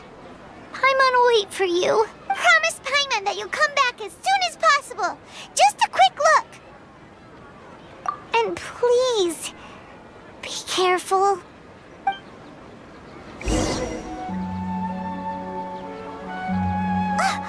Memories! Traveler!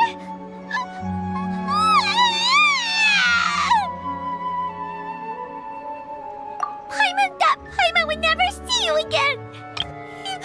You just disappeared!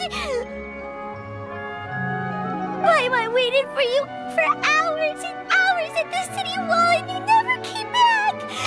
You promised Paimon that you were only taking a quick look! Paimon, calm down. She's here now. I don't think she understood what you were saying.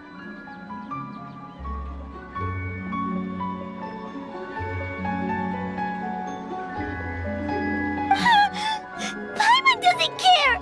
Paimon wanted to go look for you, but you also said that Paimon should stay! Paimon was so worried and so scared the entire day!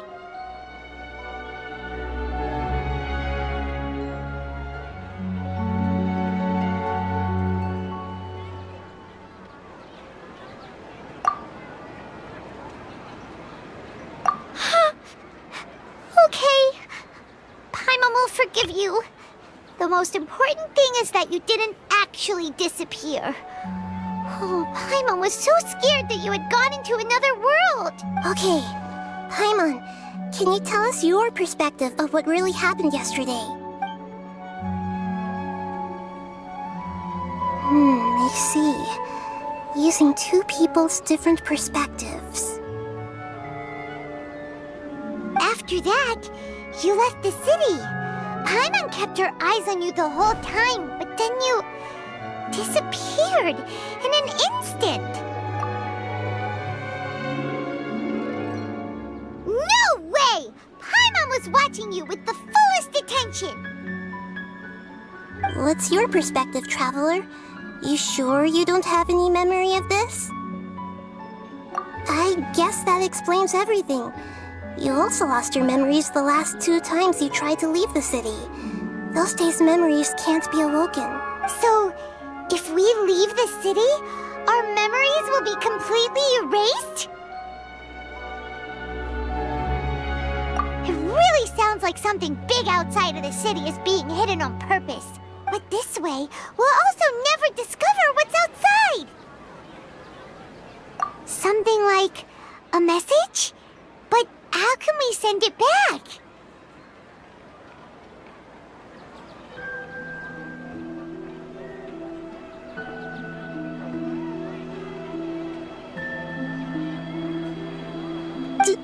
Don't look at me like that. I'm not used to being stared at. Well, okay. You want something that can pass on messages, right? Give me some time and take care of Dunyarzad for me. Yep, now we're talking.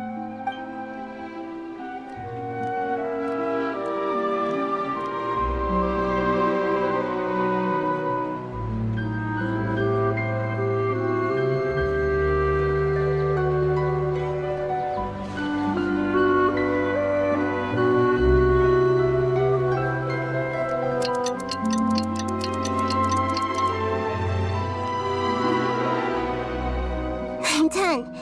Here you go. What? Isn't this just an Akasha terminal? I made some little changes. Akasha terminals are already capable of sending messages. I just tweaked it so that it could connect to any node. To make something like this? Nahida, you really know the Akasha like the back of your hand. Anyway, we can use this now to record a message, right? Yep. I'll help you save the messages. It should be pretty easy to use. I just can't guarantee the user's status and signal coverage when they're outside the city. We'll never know until we try. At least we're taking the initiative now. Let's go then. Let's expose those sages. All right. Paimon isn't as worried about being separated celebrated since it happened once yesterday. But Paimon still isn't happy about it. Okay, see you tomorrow, Traveler. That covers everything that's happened so far. Yes, although the signal was choppy and had some interference, we still managed to receive 2 messages from you when you were outside.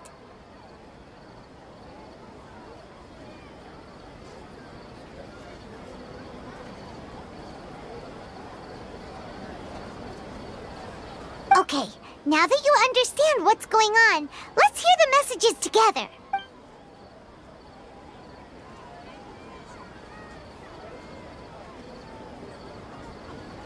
Can't go back.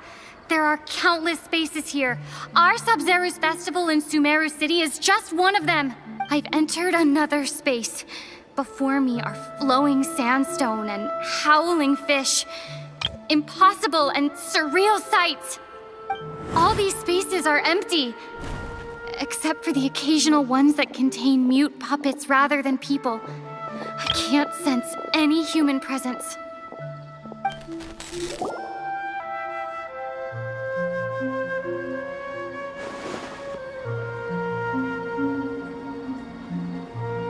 That's one heck of an info dump. It sounds like you left the Sumeru city space when you set foot outside of the walls.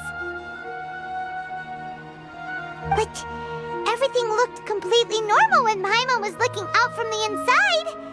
That's unbelievable.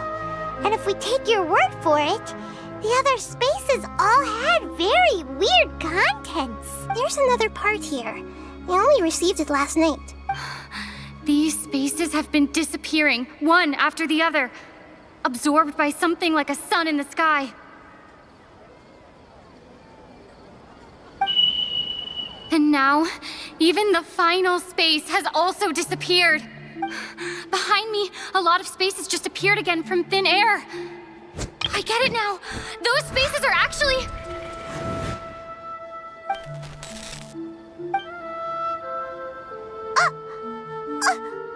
Why did the message end right there? What did the Traveler want to say? What are those spaces? Probably because yesterday just happened to end at that moment. Oh, right. Paimon did hear a beep from the Akasha. Did it come from here or from the message? The message. It should have come from the Traveler's Akasha terminal. After the beep, Traveler said even the final space has also disappeared. Traveler, what do you think that final space could have been? All the bizarre spaces I saw outside the city had one thing in common: a lack of human presence. Was that space actually the real world? But wouldn't a real space just randomly disappearing like that be catastrophic? My impression is that each day in this samsara only ends at the sound of that beep from the Akasha.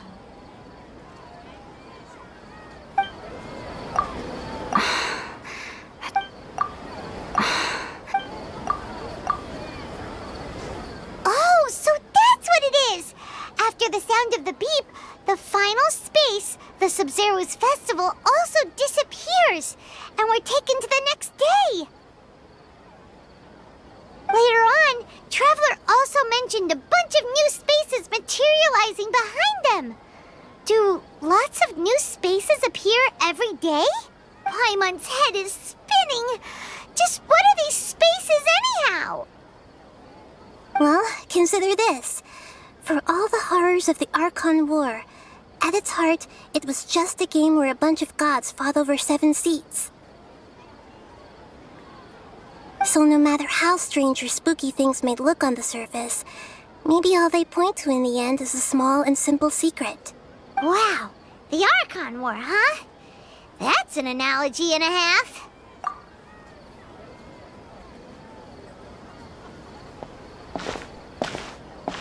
Hey, where are you going?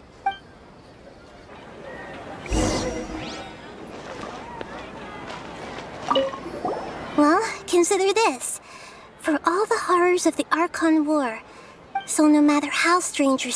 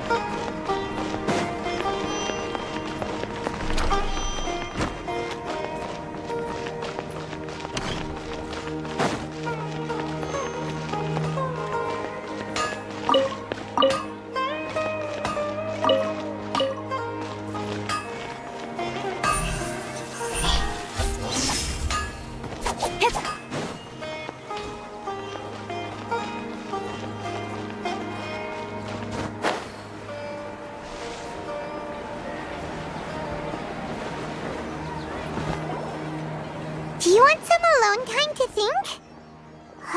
Alright then, Paimon won't disturb you.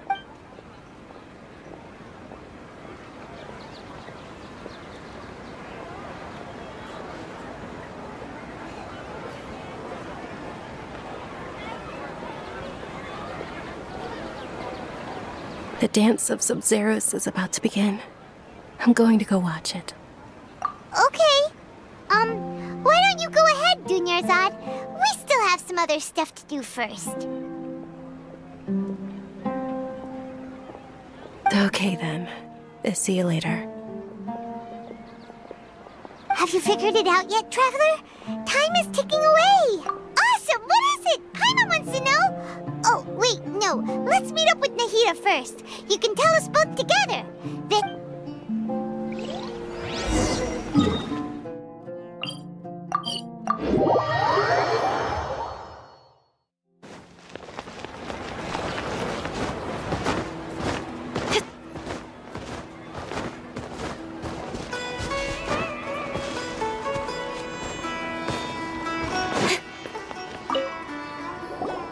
You're back!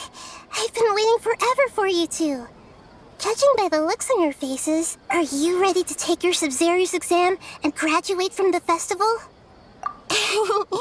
Okay, first off, have you discovered the hidden truth?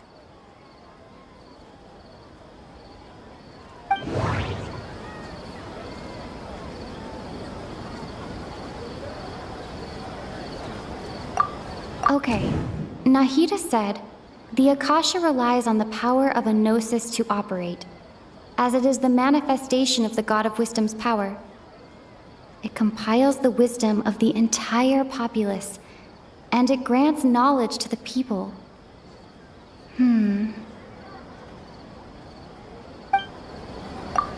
already experienced the Sub-Zero's festival many times, and the day of the festival seems to be in a perpetual samsara. All the bizarre spaces I saw outside the city had one thing in common: a lack of human presence.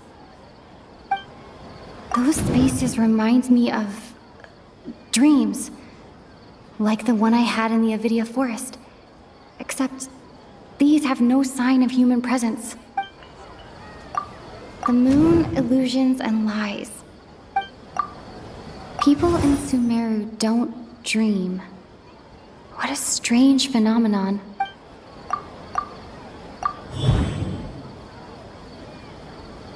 We are all in a dream.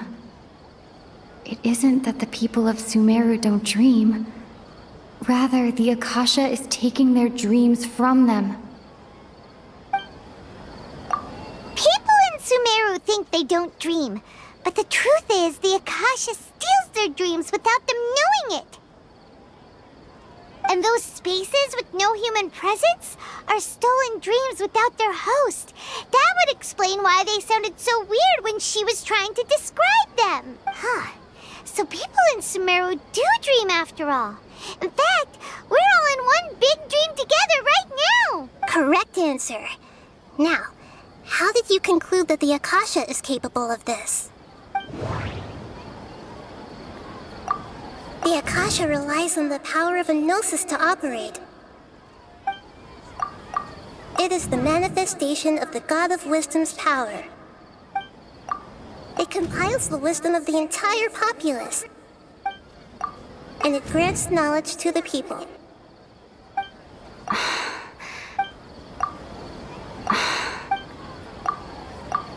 Oh, okay. Those dream-controlling creatures in the forest also get their power from the Dendro Archon, right? That would explain why the Akasha has the ability to control people's dreams, too. But is stealing everyone's dreams really how the Akasha compiles their wisdom? Isn't there anything more to it than that? Dreams are fantastical, complex, and full of imagination. People's brains are the most active when they're dreaming. In other words, dreams are rich bundles of human wisdom.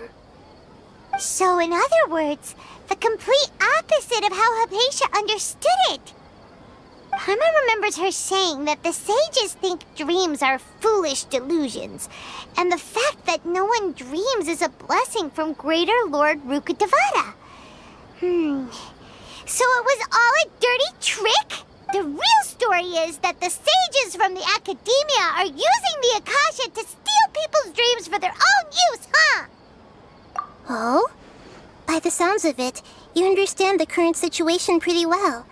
So then, what about the Samsara?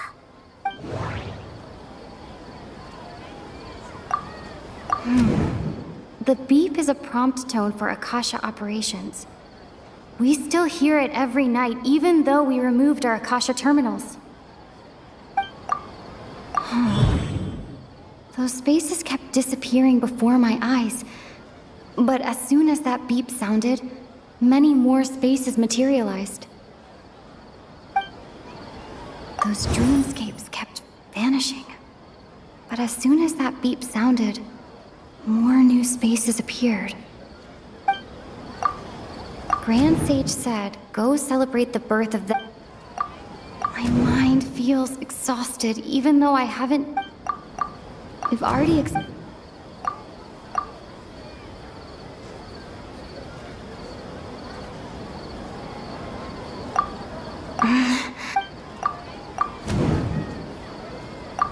Correct.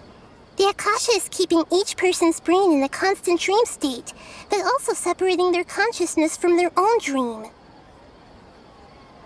Their disembodied consciousness is placed inside the collective dream of the Sub-Zero's festival along with everyone else's, while their now vacant dreams are harvested by the Akasha. No one is any the wiser as another day passes in the dream, and so begins another samsara cycle. People wake up to yet another dream about the Sub-Zero's festival. The dreams that belong to them are once again harvested by the Akasha, and so it continues. So, this is like a dream factory, and the Akasha is a dream harvesting machine. Did Paimon get that analogy right? Very good, Paimon. Using analogies well is an excellent habit to get into. Okay, so that beep we keep hearing is actually from our real-life Akasha terminals. Taking off our terminals in this dream doesn't do anything. All right, last question. Who am I?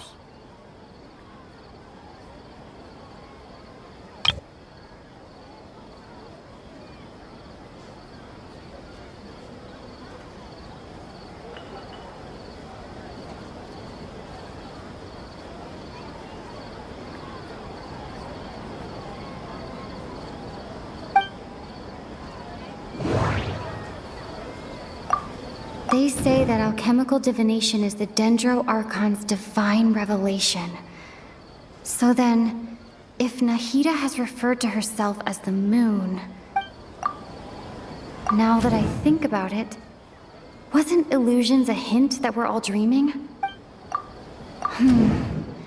Now that I think about it, wasn't illusions hinting at the sage's deception of Sumeru's people?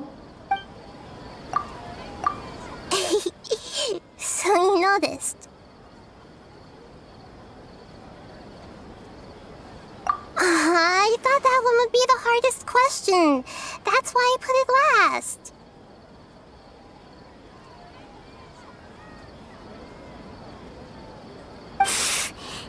wasn't hard at all. Even Paimon guessed that. Everything about you is different. We just didn't want to expose you is all. Now that you mention it, Nahida, you've been hinting to us since the very beginning. It's funny, thinking back to when we were asking all over the place for info about Lesser Lord Kusanali. Paimon didn't expect to meet you like this. Yes, those can wait until we're back in real life. On the other hand, I'd be happy to answer any more questions you have about here and now.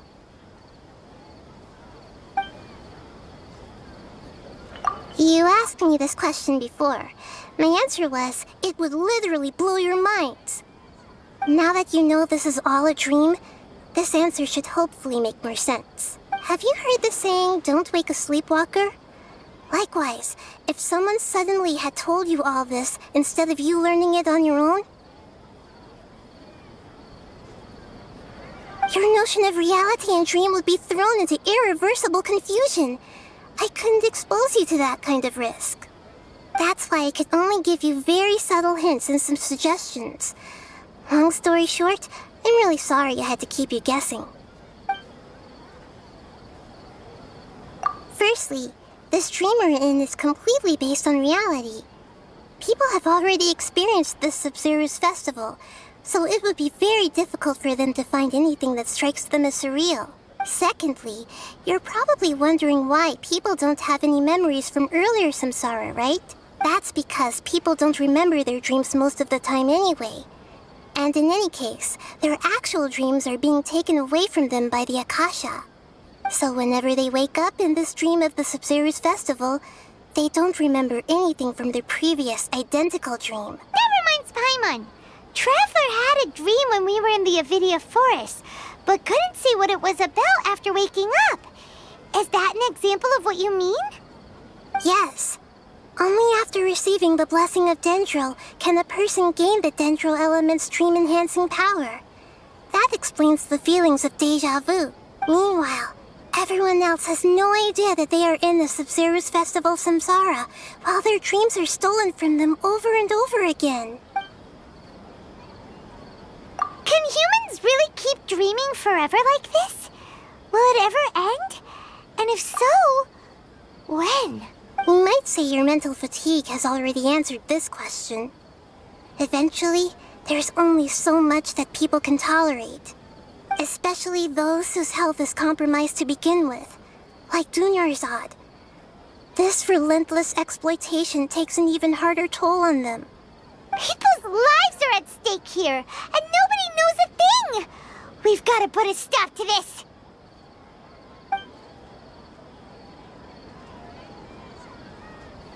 I know, right? Why did they have to base this dream on my birthday? Could it really just be a coincidence? Even you don't know the reason? Wow, now that's strange. The Academia sages are determined to harvest lots of dreams in a short time, no matter the cost. They have to be up to no good. Unfortunately, I don't know anything about it. Traveler, do you have any information?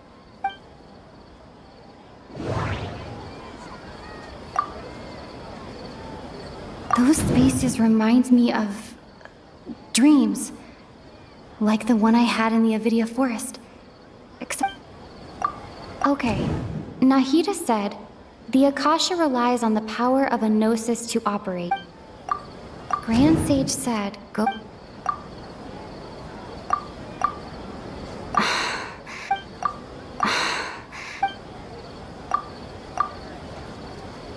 Celebrate the birth of that god? Could it mean...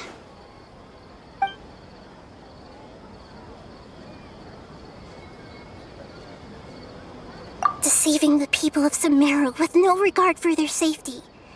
No matter what they're trying to do, this is unforgivable. After we end the Sumeru's festival samsara, we have to look into them. How can the sages of the Academia do this behind their Archon's back? This is ridiculous! In the end, I'm just the moon. The real sun is long gone. A sun and a moon? Nahida's talking in riddles again.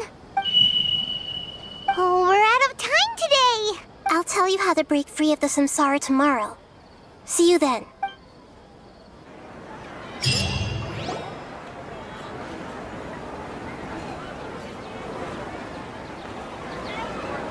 Good morning, Nahida. Wait. Now that Paimon remembers everything, should we instead say good morning, Lesser Lord Kusanali? Hey! What's wrong, Nahida? You don't look too good.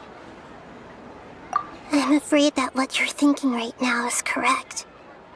Did Dunyarzad already disappear? No way! Are we too late?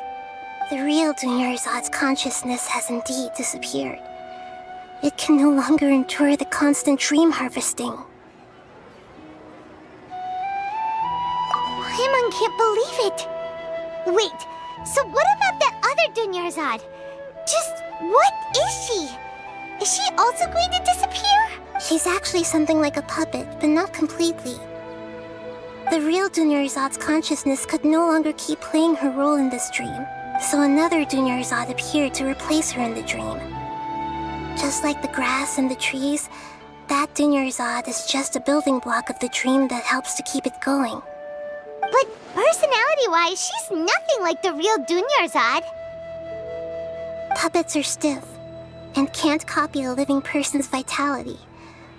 After all, they're just there as filler.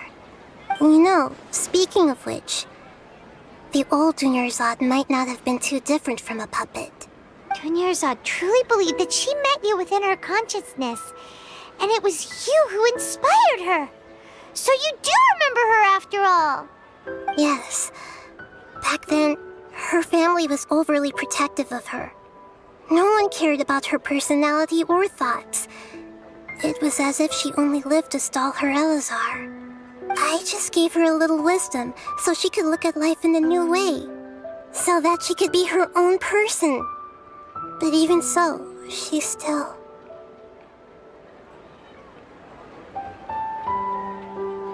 far from it. I'm still a long way off from being a real Archon. I couldn't even save her. If I were a competent Archon, I wouldn't have let my most faithful follower die at the Sub-Zerus Festival with so many regrets. Please don't beat yourself up over it, Nahida. It's the sage's fault, and theirs alone. I'm not beating myself up. All I did was to rationally observe the distance between myself and a real Archon. Don't be like that, Nahida. Even real Archons are still allowed to be sad. To prevent more tragedies like this, we must end the samsara as soon as possible. Great, but how do we do that? Although the Sub-Zerus Festival dream is under the Akasha's control, only humans can dream. Even the Akasha is unable to create them. That means this dream belongs to a host who created it. Huh? So, how should we find that person? Well, if this is someone's dream, then everything here must come from deep within their consciousness. Which means, with the power of imagination, they can change anything in this dream. Imagination? What do you mean by that? Imagination means breaking through what you perceive as normal. Like when the server at a tavern brings a plate to you, you'd naturally assume that food is on it. However, if you're the dream's host and you become aware that you're dreaming, when you imagine gold and more on the plate, the dream will respond in kind, and the server really will bring you gold and mora. But right now, our host is unaware that this is a dream. No matter how many times they're served, it will always be food.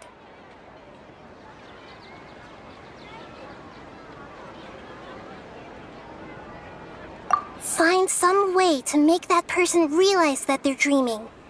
Usually, once that happens, the person will wake up and the dream samsara will be broken. How are we going to find them, though? If it could be anyone, it'd be like looking for a needle in a haystack. And even if we did find them, how are are we supposed to make them realize they're dreaming? After all, like you said, don't wake a sleepwalker. It's extremely difficult, yes. But the only ones who can do it are you two. Remember, everything you've achieved up to this point has all been for the sake of finding the host and ending the samsara. As for me, during this time, I'll be out of town. Out of town? Are you going to that place full of dreams where the Traveler went? Yes.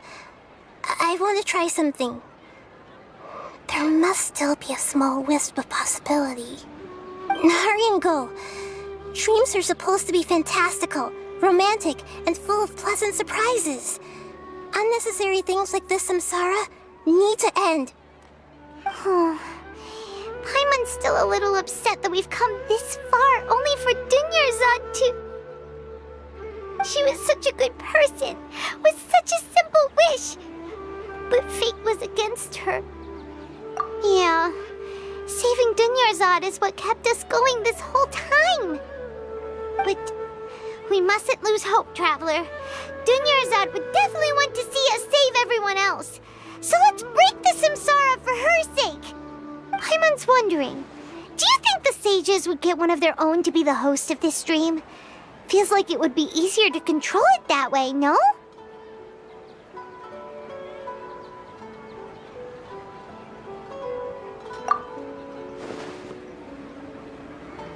Huh. That's true. Plus, the sages probably weren't counting on there being other factors beyond their control, like Nahida and us. So, who do you think the host of the dream is?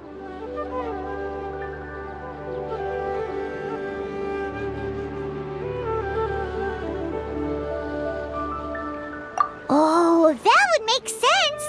Ferris, the Knight of Flowers, is a symbol of the whole Sumeru's festival, right? Pretty core character. Let's go ask him some questions, shall we?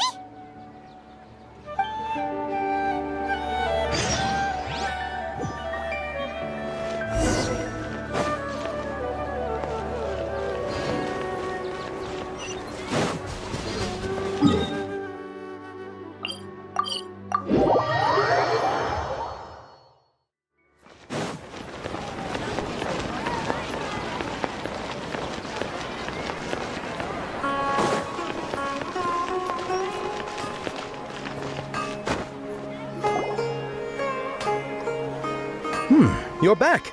You left in a hurry last time. Is everything okay? Everything's fine. Just, it's a little hard to explain. Would you mind taking part in a little experiment with us? An experiment? That came out of nowhere. I'm listening, though. What do you need me to do? Could you make a wish? You want me to make a wish? Is that a new Sub-Zero's festival tradition or something? Less questions, more wishing! Okay. My wish. Okay. I'm a little nervous saying this out loud, but I want Miss Dunyarzad to be happy. Oh.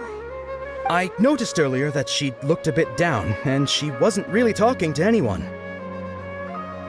She just doesn't seem like herself. She's always so gentle and kind, and all the kids love her. I've also wondered if the reason she asked me to be Fairest Knight of Flowers is because I'm special to her, or something. So, you have a crush on Dunyarzad? Oh, is it that obvious? After what I just said, I guess it is. When she placed the hat of the Knight of Flowers onto my head, she said to me, I want everyone to have a happy Sub-Zero's festival. What she didn't realize was that I'm not that interested in how everyone else feels. In that moment, I just wanted to be her Knight of Flowers for the rest of my life. 50 years, 100 years, I'll serve her till the end of time. Okay, yeah, that was a bit much. Felt like the right moment to get it off my chest, but that was pretty embarrassing. Okay, I'm ready to make my wish. I would like Miss Dunyarzad to appear in front of me right now with a smile on her face. Here goes. please come true. I'm gonna open my eyes. Oh, you're... What? Faki? Sorry, but only one portion of Yalda candies per person. Back home you go. Nice try, you two. Anyway, never mind. I don't need to see her appear right in front of me. As long as she's happy. Guess he isn't the host of this dream after all. Should have expected it wouldn't be this easy.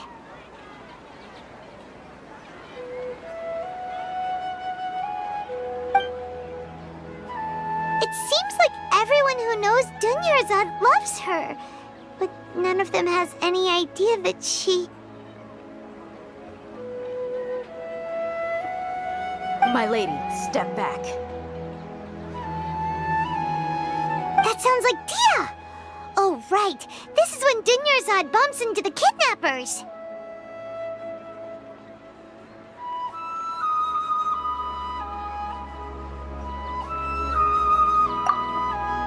Huh? But Dia can handle them! Hey, Traveler!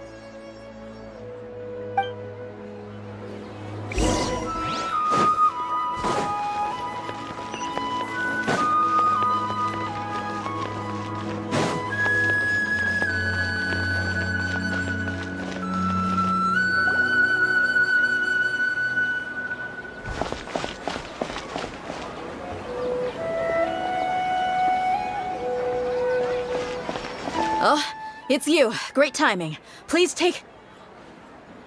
Hey, this is my job. The homie Yannis pay me, not you. You... Fine, all right. Knock yourself out. Why are you so worked up anyway? It's not like I don't trust your fighting skills. Anyway, watch yourself.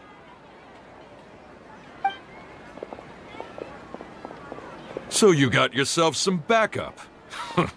Suit yourself. You're going down! That's close enough. Let me weave you a berth. Where do you think you're going? Nowhere to hide. Speed of light. You want this? I'll be That's back. Close enough. I'll race you there.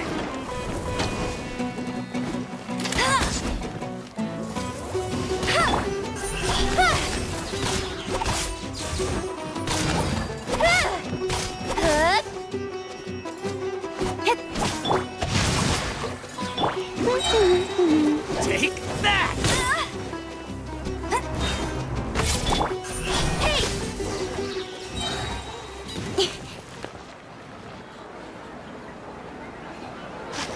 Traveler, were you just taking your anger out on those guys?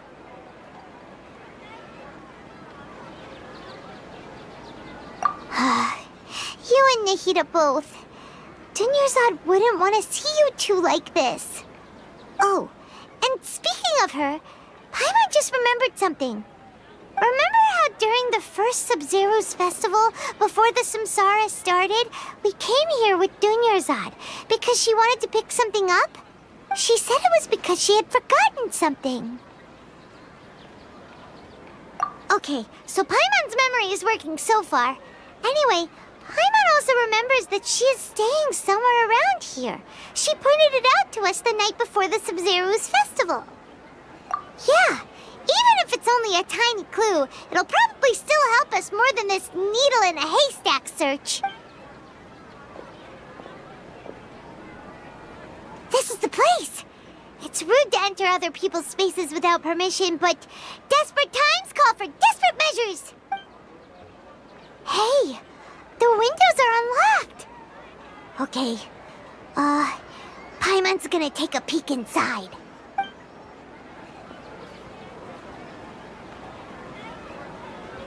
This was only a temporary residence, so there was pretty much nothing inside except this book on the table. Should we open it?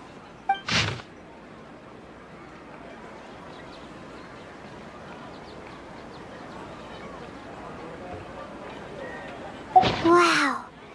Dunyarzad wrote all of this. Sounds like she was always thinking of us even while we were away. Even though she was also busy preparing for the Sub-Zero's festival and had all her health problems to worry about. She must have wanted to give this to us as a gift on the day of the Sub-Zero's festival, right? If we hadn't found this book, we never would have known. But now that we know, we can't even thank her. Hey! Where are you off to now?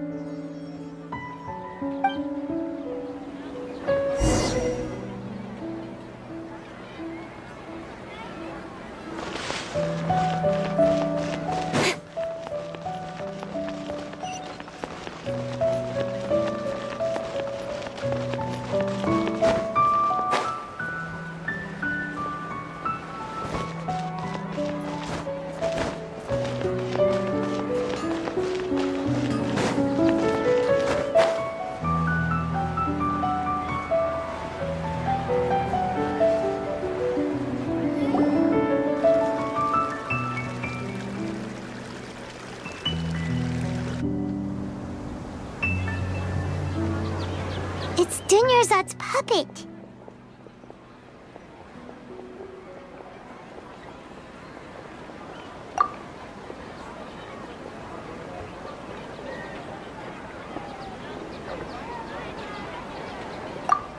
Traveler? You must be exhausted.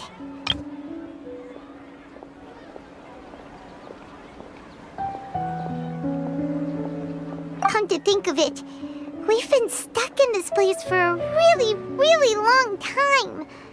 Heck, even the last time we were chatting happily with Dunyarzad feels like an eternity ago.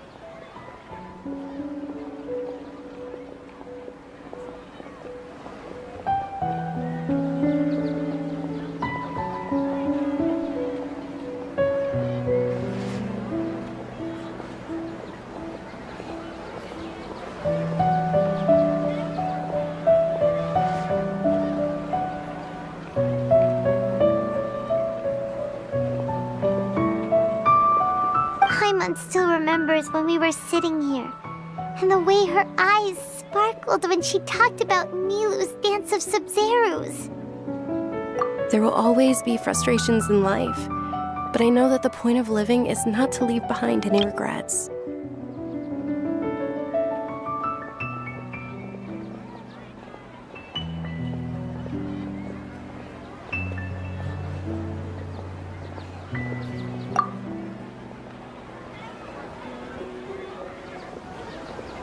That was what the real Dunyarzad said, wasn't it? Does that mean...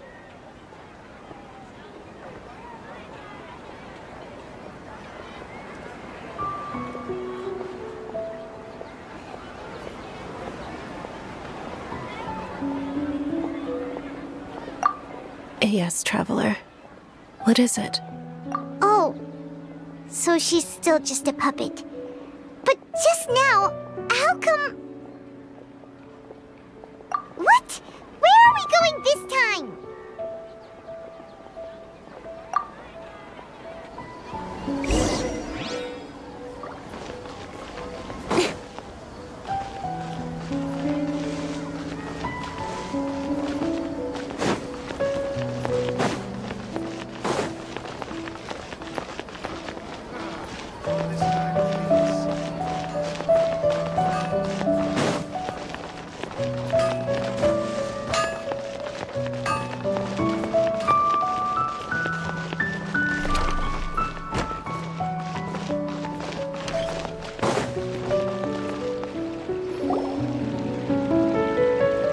If you continue to resist, we will have to order an investigation into every single event organizer.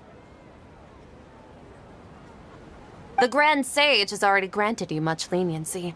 I advise that you exercise tact. How did things turn out like this?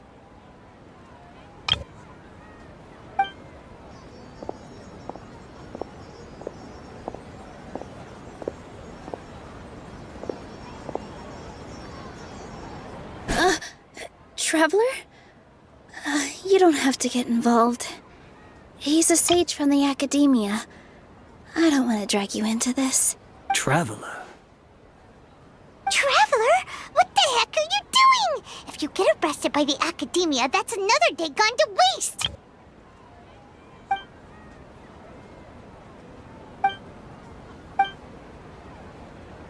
Wait, they're not reacting. Have they been scared stiff? Oh, of course! If this is the sage's plan, they wouldn't put themselves through this. So they're just substitutes. What is this? What happened to the Grand Sage and his entourage?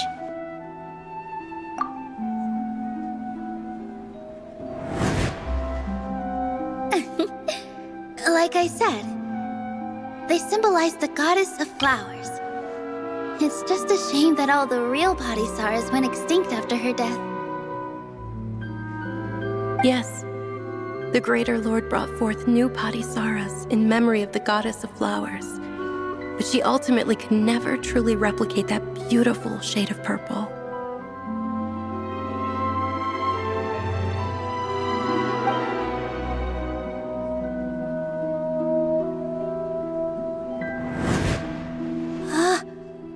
Beautiful shade of purple.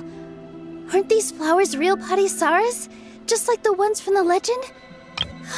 I didn't even notice. Dunyarzad, did you find these? But didn't you just say all the real flowers went extinct after the goddess of flowers passed away? So, Al? Yeah. What's going on here? Huh? You guys are acting weird. But okay, I'll try.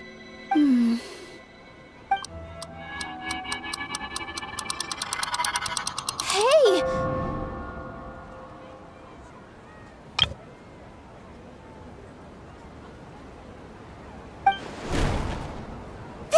They disappeared! So Nilu's the host! What a surprise! Purple Patisaras don't exist in the real world anymore. But in Nilu's subconscious, they can appear as decorations on the stage. It's just like the example Nahida told us. People assumed there will be food on a plate, and Nilu assumed there would be real Patisaras in the flower pots. So when you saw the flowers, you instantly knew it was Nilu? But if we want to end the samsara, we need the host to become aware that they're dreaming. How should we make Nilu realize that? Am I dreaming? Huh? So I'm right. Is this Lesser Lord Kusanali responding to our celebration of the Sabzeruz festival? Wrong guess, but you aren't completely wrong either. The point is, what made you think this is a dream? As far as you know, people in Sumeru don't dream, right? Yeah, but have you heard the tale of the first sage? To prevent a calamity, he went on a journey to find the Dendro Archon. Ooh, sounds familiar. Dunyarzad told us a story like that when we first arrived in Sumeru City. So it was about the first sage, huh? Yep, but in the part you heard, he hadn't become the first sage yet. There's more to the story. His piety and wisdom were acknowledged by the Dendro Archon, and she finally gave her blessing to him. All kinds of spectacular scenes appeared in front of the first sage, as if all the knowledge in the world was being painted onto a canvas right before him. He was captivated. After who knows how long, he mastered all the knowledge he could comprehend. Afterward, he said to the Dendro Archon, "I miss my parents, my wife, and my children. I've been away from home for far too long. They must be worried."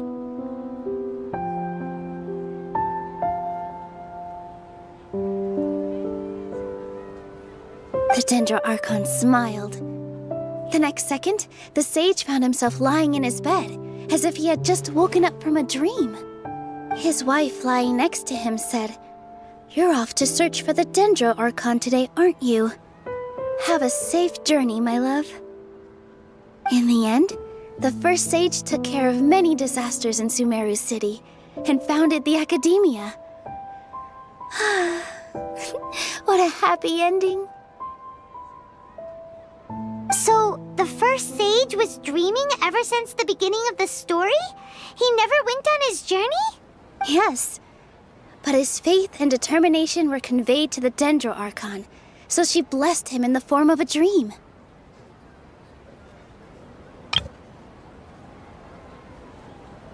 Paimon understands where you're coming from now. That's a really interesting connection. But we really gotta wake up soon, like the sage in the story. I see. Well, it just so happens that today's Sub-Zero's festival is almost over too.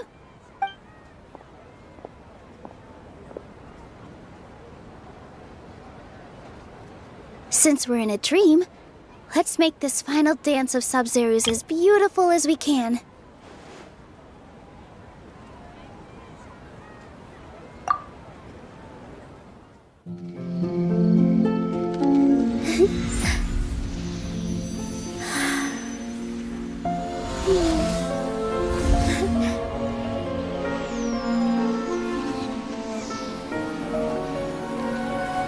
The wait is over, everyone. I dedicate this to our god, the Dance of Sub-Zeros.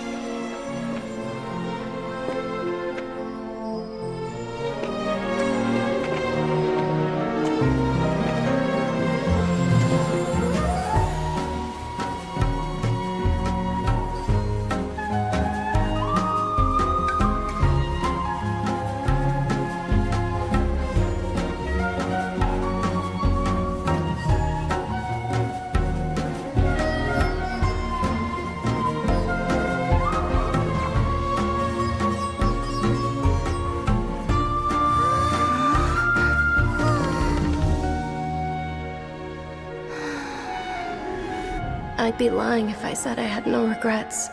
I would have loved to see Nilou's dance.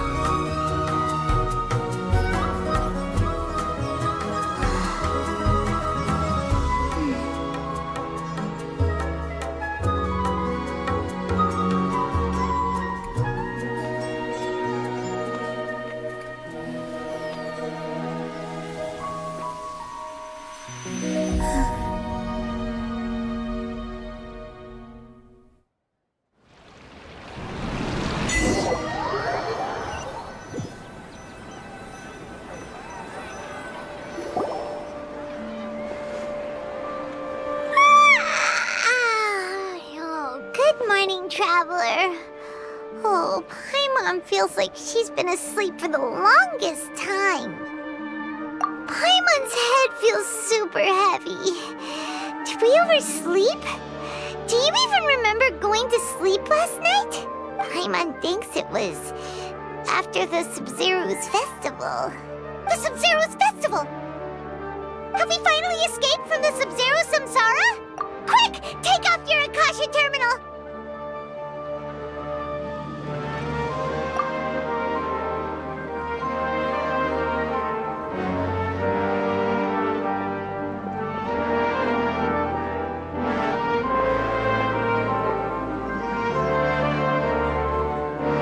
She's not in her room. What happened? Huh? What usual spot?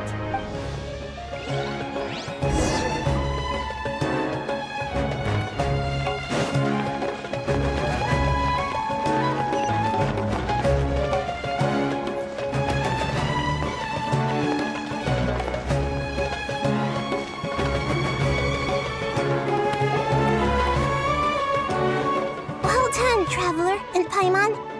And thank you, Dunyarzad, for organizing the Sub-Zero's festival for me. I'm sorry, who are... Dunyarzad! You're okay! Oh, don't scare us like that! Oh, Traveler Paimon. I have something amazing to tell you. I just had a dream, and I saw Nilou performing the dance of Sub-Zerus.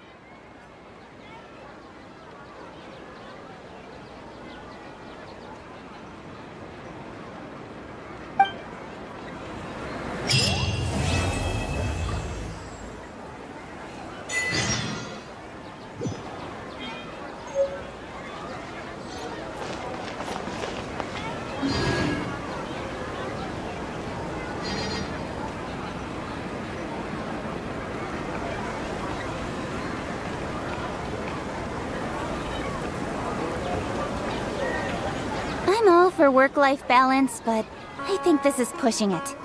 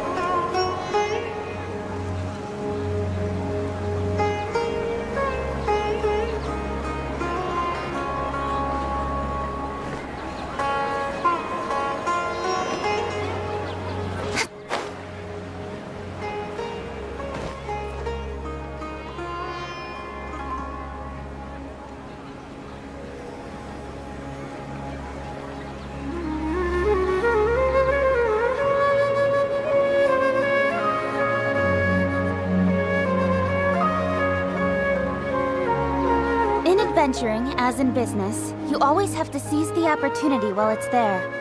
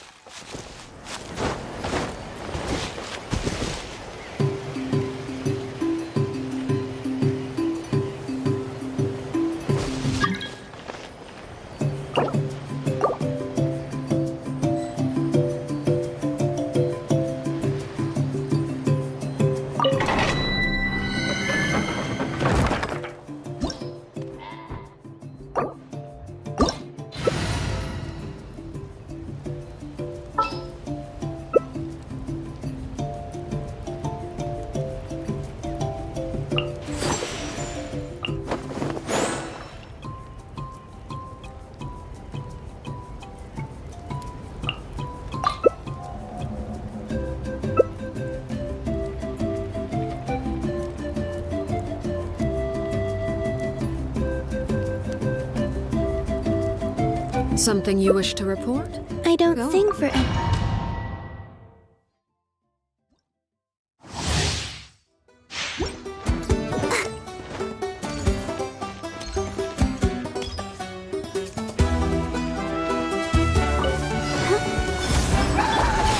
Outlines your fate.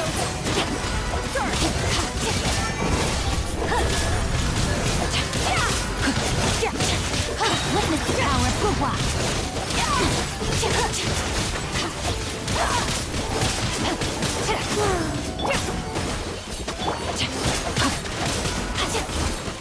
Time to act.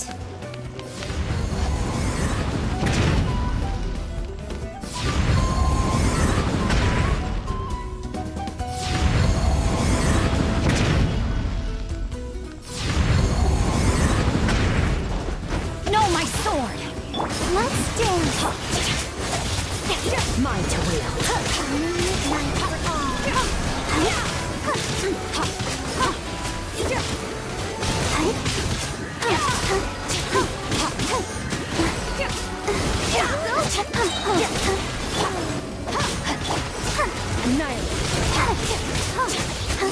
Mine to wield.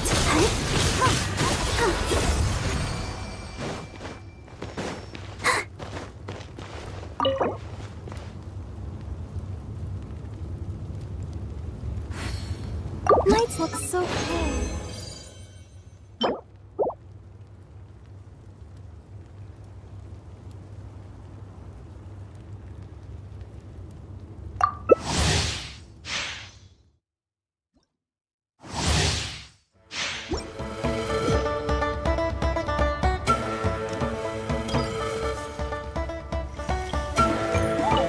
Let the show begin. Come on, we can do it. Let me lead you first.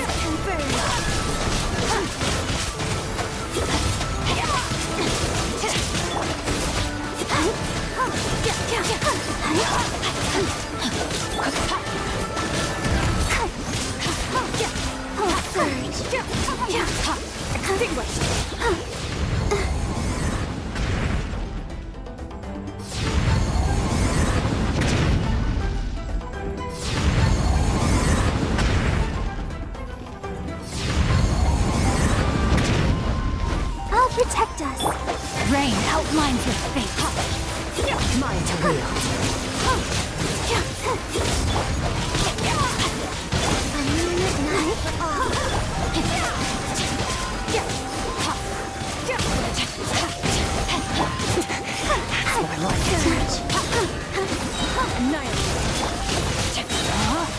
Mine to wield.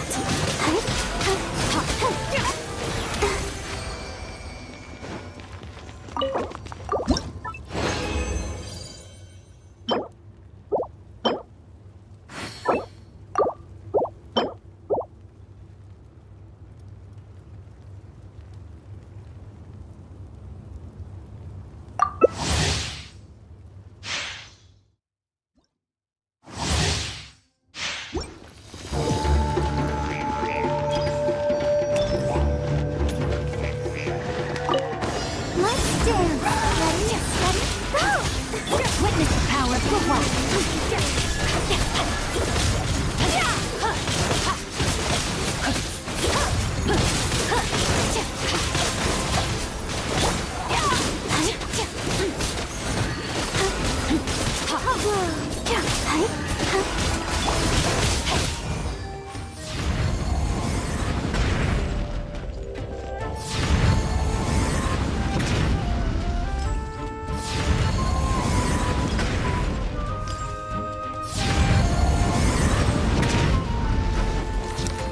Rain outlines its fate. I'll protect us. Power. For all.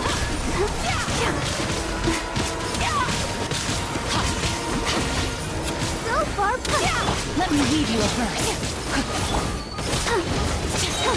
Come on, we can do it.